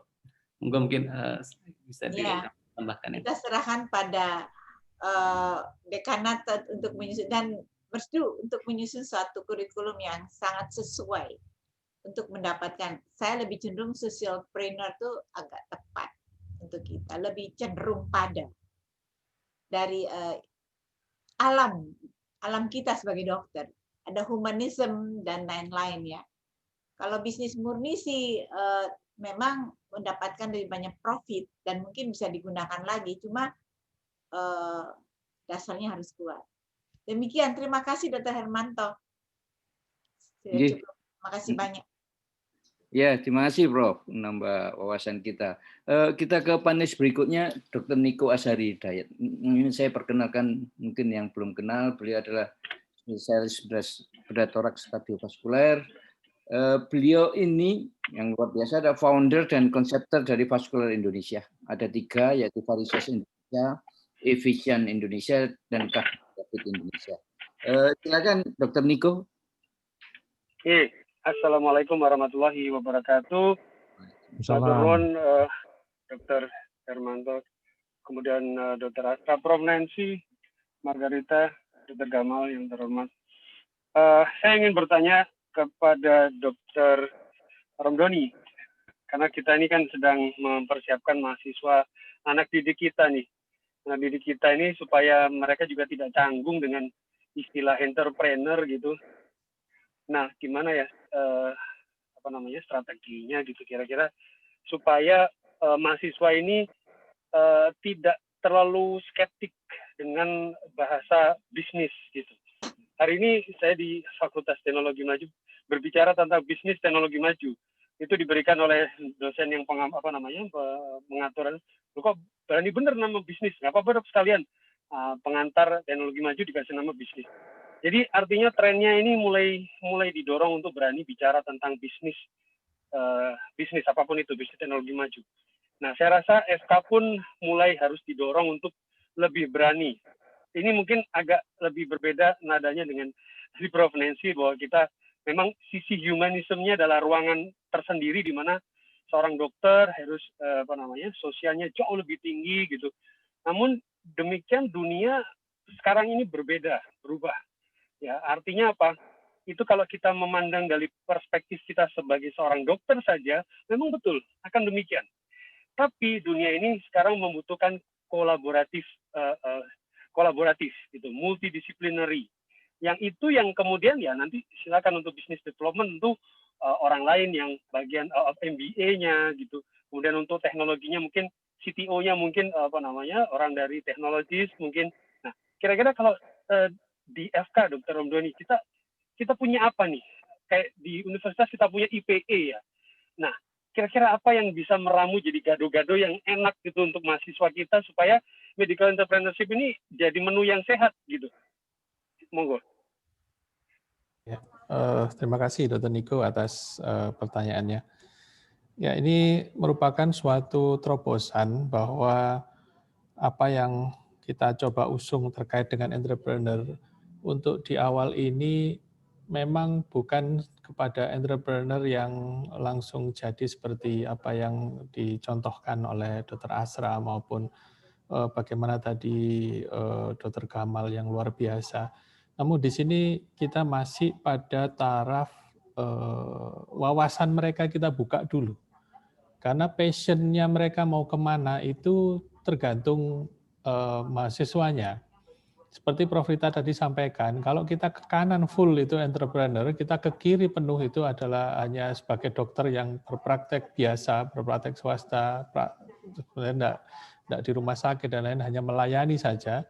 Nah, kita meletakkannya saya pikir lebih enak di tengah-tengah. Jadi di tugas kami sebagai pencetak dokter ini juga jalan, tapi kita memiliki dokter yang berpikiran mampu menjawab suatu disrupsi. Nah, itu kuncinya di sana. Problem sekarang itu adalah disruption. Apakah disruption ini sudah disadari oleh mahasiswa kita? Nah, itu dulu. Kalau disruption itu tidak disadari, ya agak repot nanti kita mau menjelaskan, mengajak mereka kemana-kemana itu karena apa? Karena mereka belum sadar bahwa sebenarnya positioning mereka itu sekarang di mana dan bagaimana. Mungkin ada sebagian dari mahasiswa kita yang merasa bahwa dia aman, itu karena apa? Karena memang dari awal, mohon maaf, misalkan orang tuanya sudah menyiapkan, orang tuanya seorang pengusaha, menyiapkan rumah sakit, dan lain sebagainya. Sehingga nanti kalau kamu lulus, kamu akan bekerja di sini, dan lain sebagainya. Itu sudah disiapkan, ditata oleh tim. Nah, tapi ini berbeda dengan apa yang disampaikan Dr. Gamal. Bahwa Dr. Gamal itu inventor, beliau menciptakan tim beliau sendiri, tim kreatif, dan bagaimana idenya itu muncul dari ide beliau. Nah, ini kita tidak boleh juga menyampaikan, karena ide yang Dr. Gamal dari ide internal, sedangkan kalau yang lain itu dari ide eksternal. Mereka dari awal sudah dikolaborasikan dan disiapkan menjadi dokter oleh karena apa? Oleh karena orang tua atau mertuanya atau siapa saudaranya sudah memiliki rumah sakit. Nah, ini akan berbeda. Nah, kembali lagi kepada bagaimana kita membawa suatu entrepreneurship ini dalam kurikulum kita. Sebenarnya ujungnya itu adalah kalau menurut saya lebih ke arah bagaimana mahasiswa kita atau murid-murid yang kita luluskan itu menjadi survive dan berhasil di bidang yang mereka pilih. Saya lebih condong di sana, Dr. Niko. Mereka berhasil dan survive, ibarat kecil tumbuh bersama-sama, kemudian setelah lulus menjadi dokter, dan mereka mencari kesuksesan mereka bersama-sama, dan akan bertemu pada menara gading, menara mereka sendiri-sendiri, dan nanti kelihatan dari atas, Prof. Rita memotret murid-muridnya, wah itu sudah sukses di sana, itu terserah mereka maunya bagaimana. Tapi saya yakin pada situasi saat ini adanya suatu bentuk altruistik ya, altruism. Saya sangat setuju dengan Dr. Gamal bahwa orang yang mampu bermanfaat untuk sesamanya atau untuk orang lain itu adalah orang yang paling beruntung untuk saat ini. Janganlah semuanya itu diukur dari segi materi. Dan disitulah saya menilai bahwa ide bisnis Dr. Gamal ini kalau saya menambahkan, ini tidak murni dari ini sangat besar sekali dari apa namanya ini ya, spiritual. Nah, spiritual quotient-nya ini harus besar di situ. Kalau hanya intellectual quotient-nya saja, yang muncul hanya bisnis murni nanti. Nah, tapi dengan menggabungkan intellectual, spiritual quotient-nya ini akan muncul sebagai social entrepreneur. Mungkin ke sana, tapi mau nanti seperti apa, ya kita kembali ke tim kurikulum, bahwasanya kita mencetak dokter sesuai dengan kompetensi yang sudah ditetapkan oleh KKNI dan lain sebagainya itu. Tapi bagaimana dalam pembawaan sebagai dokter nantinya kepada pasien, kepada sosial environment-nya mereka, itulah yang kita pupuk di sana. Jadi ada sesuatu yang khusus dari mahasiswa lulusan Fakultas Kedokteran, di mana jiwa entrepreneurship-nya atau sociopreneurship-nya itu jauh lebih tinggi daripada yang lain. Mungkin demikian Dr. Niko dan Prof. Rita tadi sedikit menjawab. Terima kasih. Dr. Ramdhani. Ada lagi, Dr. Niko? Oke, sampun, Dr. Hermanto, matur nuwun. Oke, makasih, Dokter. Kita ada satu panelis satu lagi, yaitu Dr. Riswanda. Saya perkenalkan, beliau adalah founder dan CEO dari Alinamed. Silakan, Dr. Riswanda. Terima kasih. Selamat sore. Yang terhormat para guru-guru besar, dosen-dosen, guru-guru saya semua. Terima kasih saya diundang di acara ini. Materinya cukup berat, luar biasa. Nah, saya langsung ke pertanyaan. Yang pertama ke Dr. Asra. Ini bukan pertanyaan karena saya sering bertanya ke Dr. Asra. Ini lebih kepada tanggapan. Dok, saya percaya kalau satu dokter itu satu startup. Karena profesi dokter ini spesial saya lihat. Kalau kita bandingkan dengan pilot. Nah, pilot itu kalau nggak ada pesawat ya bukan pilot namanya gitu kan. Nah, kalau dokter berbeda, kita bisa mulai dari pertama riset market, value, gain, revenue, itu semua bisa kita lakukan sendiri. Gitu, dari anamnesis, pemeriksaan fisik yang sederhana. Maka saya selalu percaya bahwa satu dokter adalah satu startup. Nah, yang menarik adalah bulan lalu saya diberi kesempatan sharing bersama mahasiswa semester 7 oleh Prof. Rita. Ini terima kasih Prof. Idenya teman-teman luar biasa sekali, sangat executable dan sudah ada di market. Bahkan salah satunya sangat mirip sekali dengan produk yang sudah ada di market, di TitoCare namanya. Jadi itu device IoT untuk telemedicine dijual $300. Dan itu yang sekarang sedang kita riset di Alinamed. Nah, sangat menarik. Jadi FK sudah bisa membuat dokter. Nah, sekarang bagaimana cara membuat jadi startup? Jadi kan tadi satu dokter, satu startup. Nah, menjadi dokternya bisa. FK bisa menciptakan dokter-dokter. Nah, bagaimana terus menciptakan para startup itu tadi. Dari para dokter yang individual itu bisa menjadi satu dokter, satu startup. Nah, yang menarik adalah dari roadmap yang tadi disampaikan adalah bagaimana mungkin ya Dr. Asra, saya di Alinamed dan teman-teman di ekosistem startup Surabaya sangat terbuka. Misalnya ada adik-adik semester 7 begitu merasakan menjadi saya, merasakan menjadi CEO Alinamed, merasakan menjadi CMO gitu kan. Sehingga adik-adik itu merasakan impact-nya. Adik-adik itu kalau saya dengar mulai dari cerita-ceritanya itu ingin menjadi dokter, ingin menjadi mungkin spesialis tertentu karena sudah merasakan bagaimana rasanya diberikan terima kasih oleh pasien dan sebagainya begitu. Tapi dalam hal ini juga adik-adik belum pernah merasakan menjadi saya yang juga mendapatkan rasa terima kasih, appreciation dari masyarakat tentang apa yang saya lakukan. Nah, seperti itu. Jadi mungkin itu dari saya Dr. Asra. Yang kedua dari untuk Dr. Ramdhani, ini juga senior saya. Semoga dokter sehat selalu. Dulu kita sering diskusi, Dok, ini kesehatan itu kan heavily regulated market.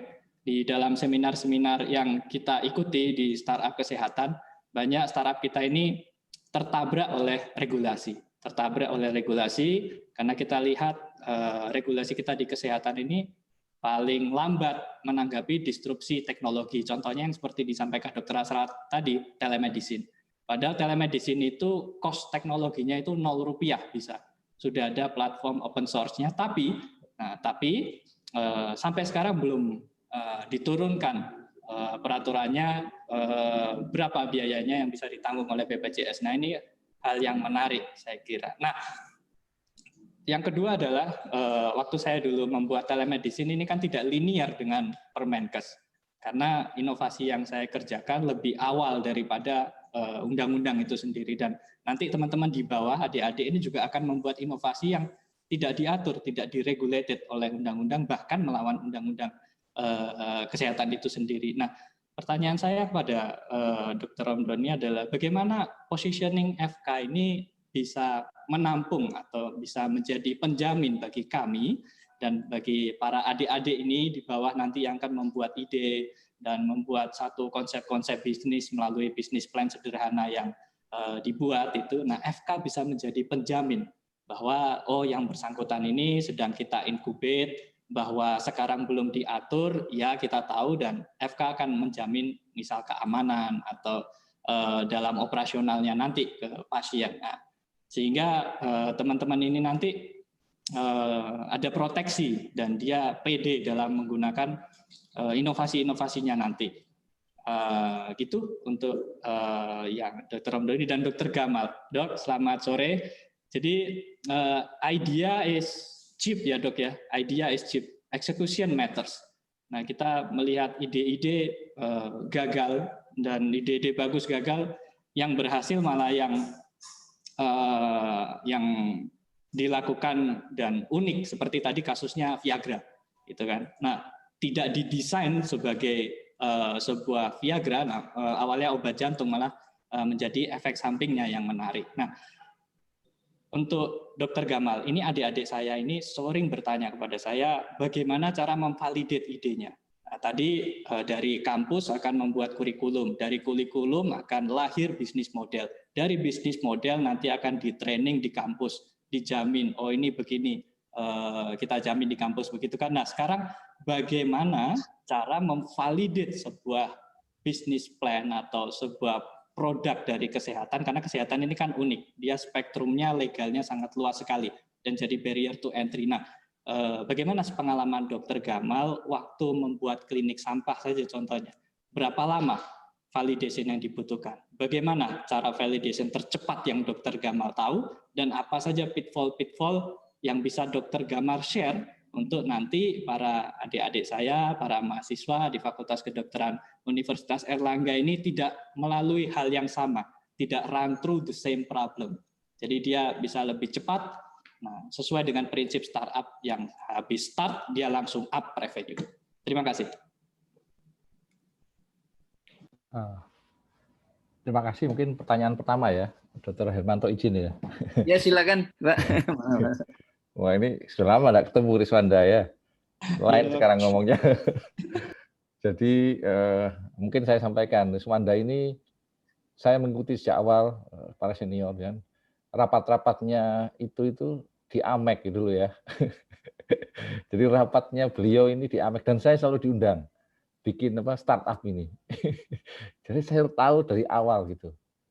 Dan akhirnya mungkin sukses terus, ya sudah sibuk dia, tidak pernah kontak lagi. Yang menarik lagi cerita lucu ya, mungkin terakhir ya, ini mungkin untuk senior-senior sekalian bahwa menjadi entrepreneur itu mungkin Dr. Gamal juga ya. Ini dari Dr. Riswanda, mungkin masih ingat Dr. Riswanda ya. Terakhir dia ketemu saya itu minta tolong saya.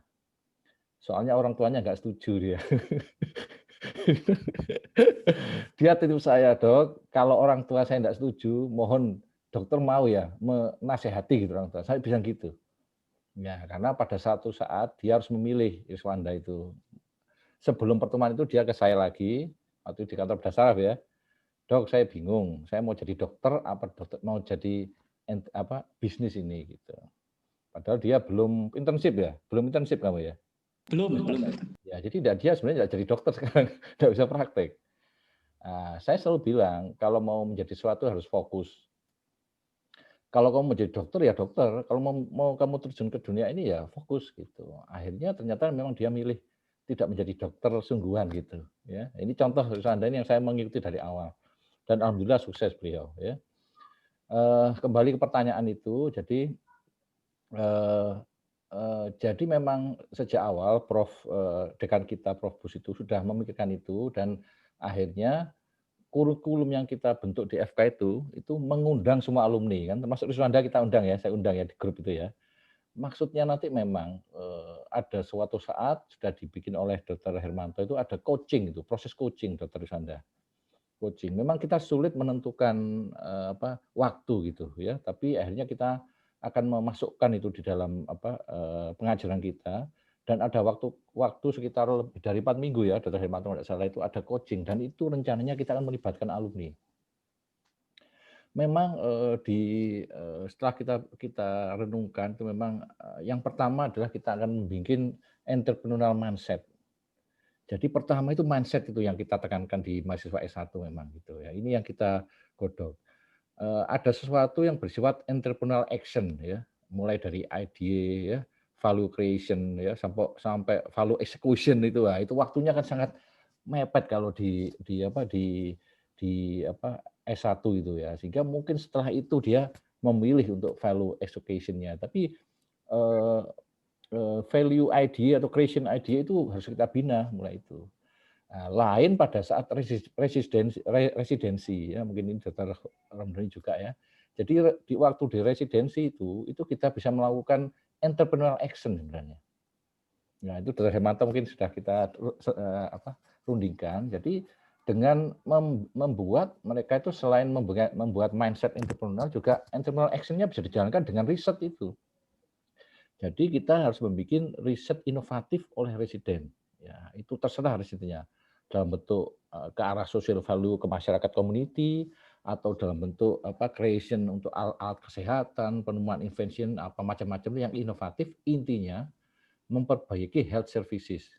Apa yang dilihat di rumah sakit itu dia harus memikirkan suatu ide tertentu, ada peluang, opportunity, ada masalah di rumah sakit, dia ide-nya cepat menangkap. Nah, itulah yang ingin kita kembangkan sama-sama di Fakultas Kedokteran Universitas Airlangga. Jadi dari Riswanda ya. Jadi mindset, coaching oleh alumni pasti itu nanti ada itu.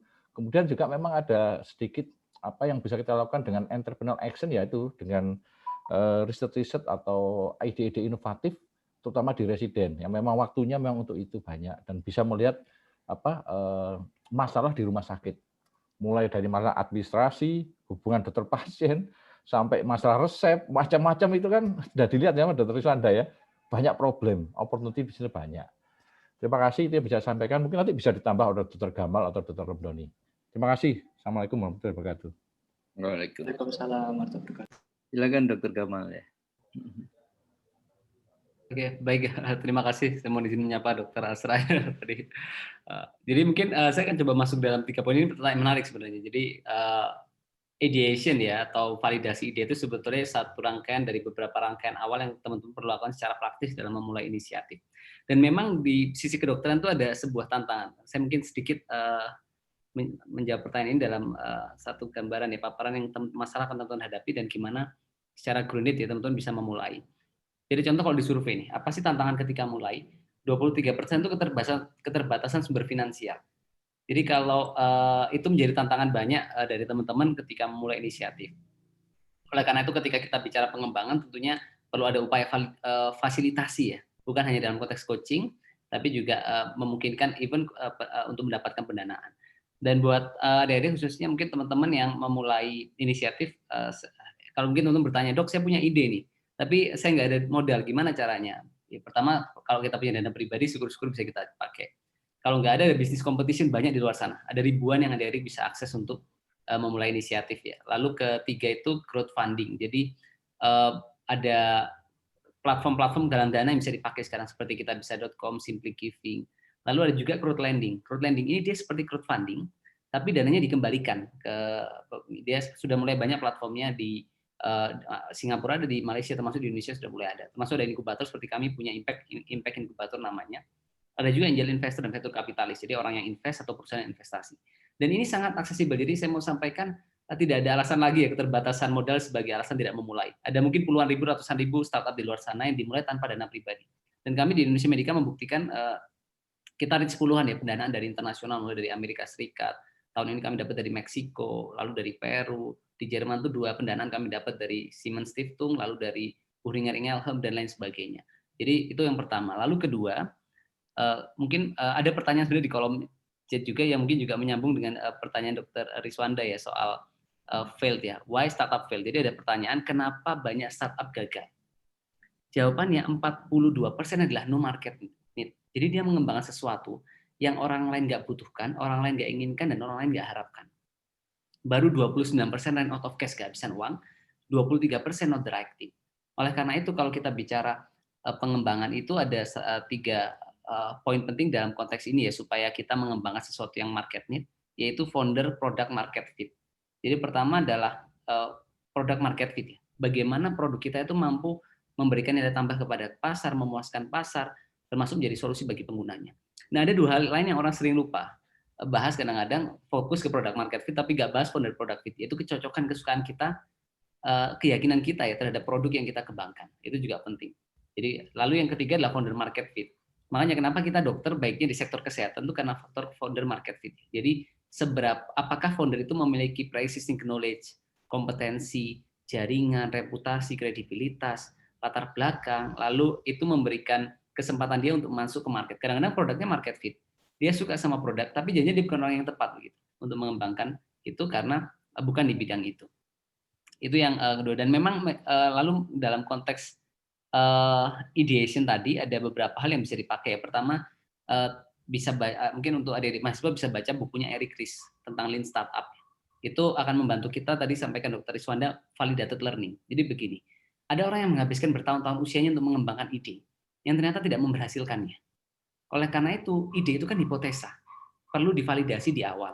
Nah, kita bisa pakai Lean Startup ini. Sederhana caranya buat minimum viable product, jadi buat produk, kalau aplikasi mungkin mudah, paling tidak basic fungsinya bisa dijalankan, atau ada produk kesehatan ataupun yang kita kembangkan yang bisa di tes untuk masyarakat. Kita tes dulu ke 10, 20, 30, 40 orang, lalu kita terima data informasi, lalu kita pelajari. Jadi validated learning. Kedua, bisa menggunakan design thinking. Kalau di kampus dulu saya banyak belajar soal analytical thinking, jadi menganalisis masalah secara mendalam. Nah, design thinking ini berbeda. Dia menganalisis masalah semata-mata dalam konteks menghasilkan sebuah solusi atau produk. Ini tujuannya apa? 1, challenge assumption. Kedua, redefine problem. Dan yang ketiga, create new solution. Jadi kadang-kadang kita sudah punya, kita berpikir ini masalahnya. Setelah pakai design thinking, kita berempati, kita diskusi sama customer, penerima manfaat, oh ternyata ini bukan akar masalahnya. Sehingga kita bisa redefine problem, kita tahu akar masalahnya. Termasuk create new solution. Kadang-kadang kita sudah punya ide. Dengan design thinking, kita strukturisasi berpikirnya, kita akhirnya bisa menghasilkan produk baru yang lebih baik dibandingkan yang awal kita pikirkan. Nah, yang ketiga, mungkin bisa baca bukunya Alexander Osterwald ya. Ini saya lihat sebagai salah satu buku terbaik dalam 1 dekade terakhir untuk bisnis ya. Jadi bagaimana kita melihat bisnis kita secara utuh gitu, dalam kacamata yang luas, mulai dari customer siapa yang mau kita layani, interest-nya apa, usianya berapa, tinggal di mana, dan lain sebagainya. Terus value proposition ya, kelebihan kita dibandingkan yang lainnya. Terus gimana bisa sampai customer produk kita. Jadi produk itu kan an item or service offer to sell ya. Lalu gimana customer relationship, termasuk aktivitas yang perlu kita lakukan untuk membuat produk, lalu sumber daya dan key partner, sesuatu yang kita butuhkan tapi nggak kita miliki.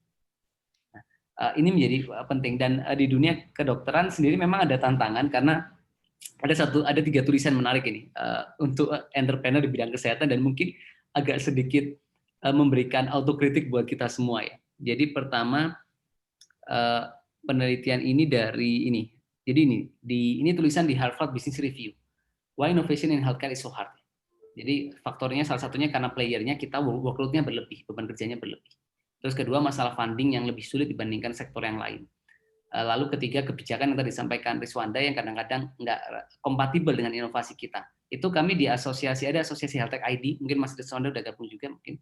Itu kita bahas itu berapa kali ya. Jadi kadang-kadang kebijakan kita memang kadang-kadang tidak sesuai dengan rule. Tapi memang idealnya itu perlu dikaji supaya kita nggak break the rule ya, sehingga kita aman secara legal, aman juga secara citra dari organisasi. Lalu ketiga, teknologi termasuk customer-nya human, manusia, sehingga harus ekstra hati-hati.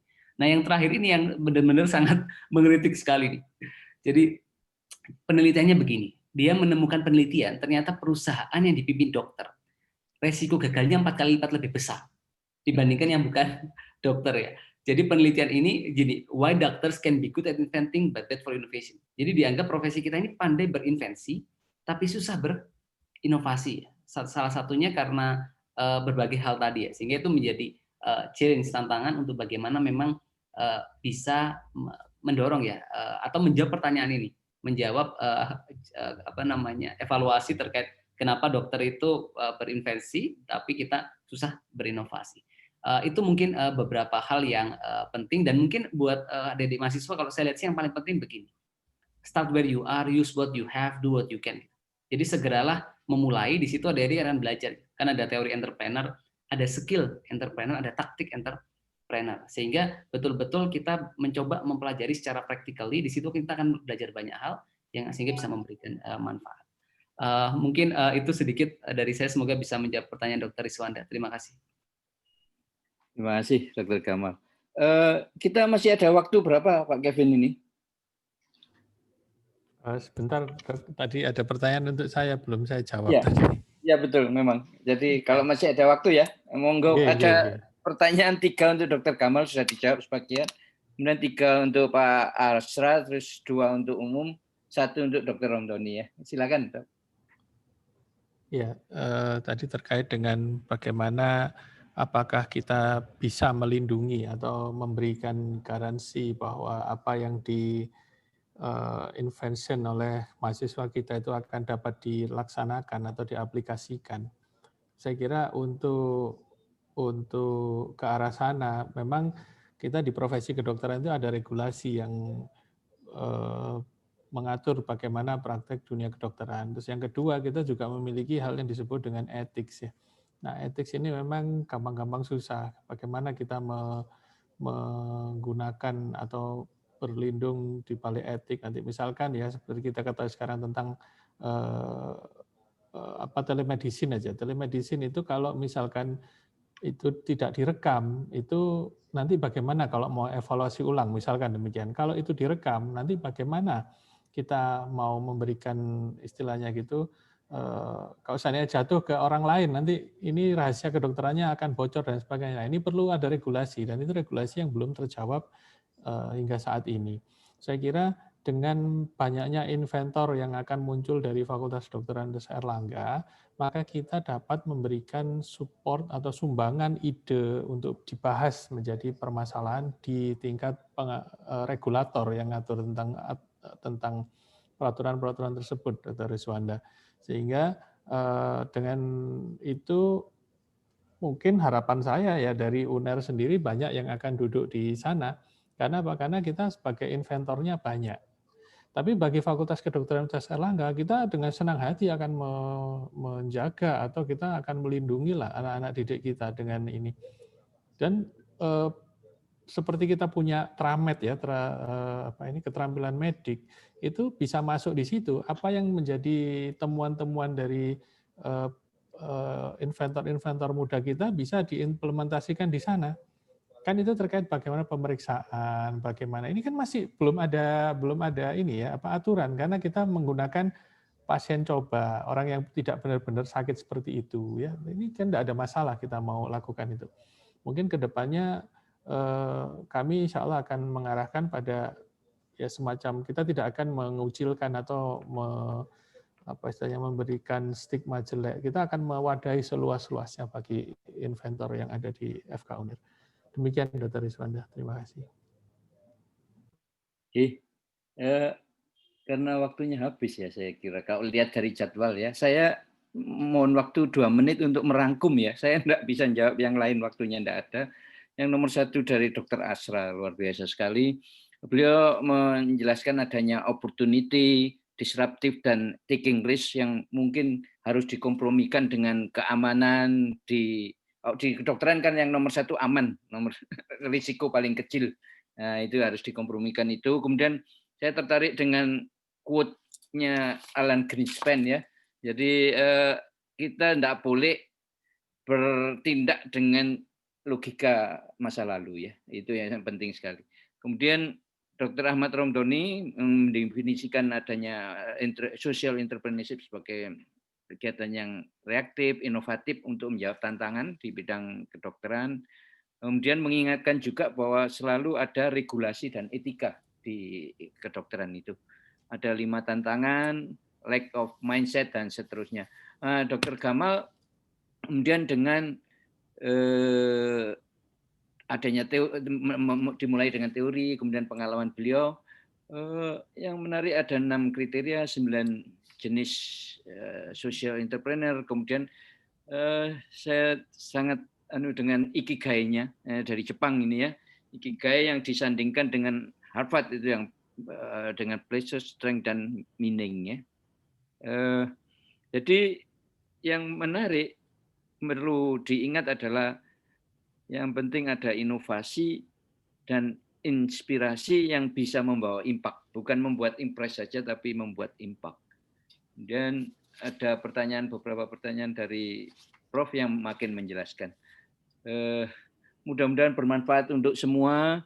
Nanti kita akan rangkum, mungkin ada tindak lanjut dari ini. Mohon bantuan semuanya untuk kita bisa membekali mahasiswa kedokteran FK UNER menjadi semakin baik. Sekian dari saya kembalikan ke host. Assalamualaikum warahmatullahi wabarakatuh. Waalaikumsalam warahmatullahi wabarakatuh. Baik, terima kasih atas pembahasan materi tadi oleh pemateri dan panelis. Mungkin waktunya agak molor dan sesi diskusi dan tanya jawab tadi merupakan agenda terakhir kita pada webinar kali ini. Sudah 2 jam lebih kita bersama. Dan sampailah kita pada penghujung acara, saya mewakili panitia ingin menyampaikan terima kasih yang sebesar-besarnya kepada para pemateri, moderator, panelis, serta peserta webinar yang telah bersedia menghadiri AWCS ini. Semoga webinar ini dapat membantu baik dokter dan mahasiswa ke depannya dalam mengembangkan jiwa entrepreneurship-nya. Sekian dari saya. Mohon maaf bila ada perkataan saya yang kurang berkenan. Saya Kevin Yuwono, host dari webinar sore hari ini. Saya pamit undur diri dan terima kasih. Nggak foto dulu, Kevin? Foto bersama? Boleh. Ya, ayo foto dulu. Nyalakan semua.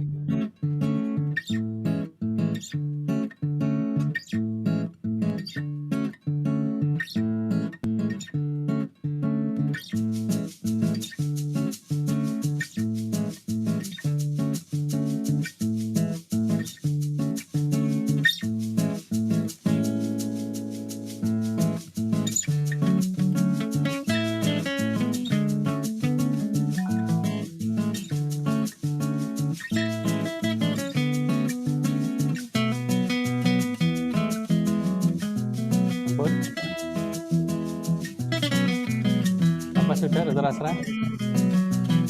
Ya, tadi foto ya ini.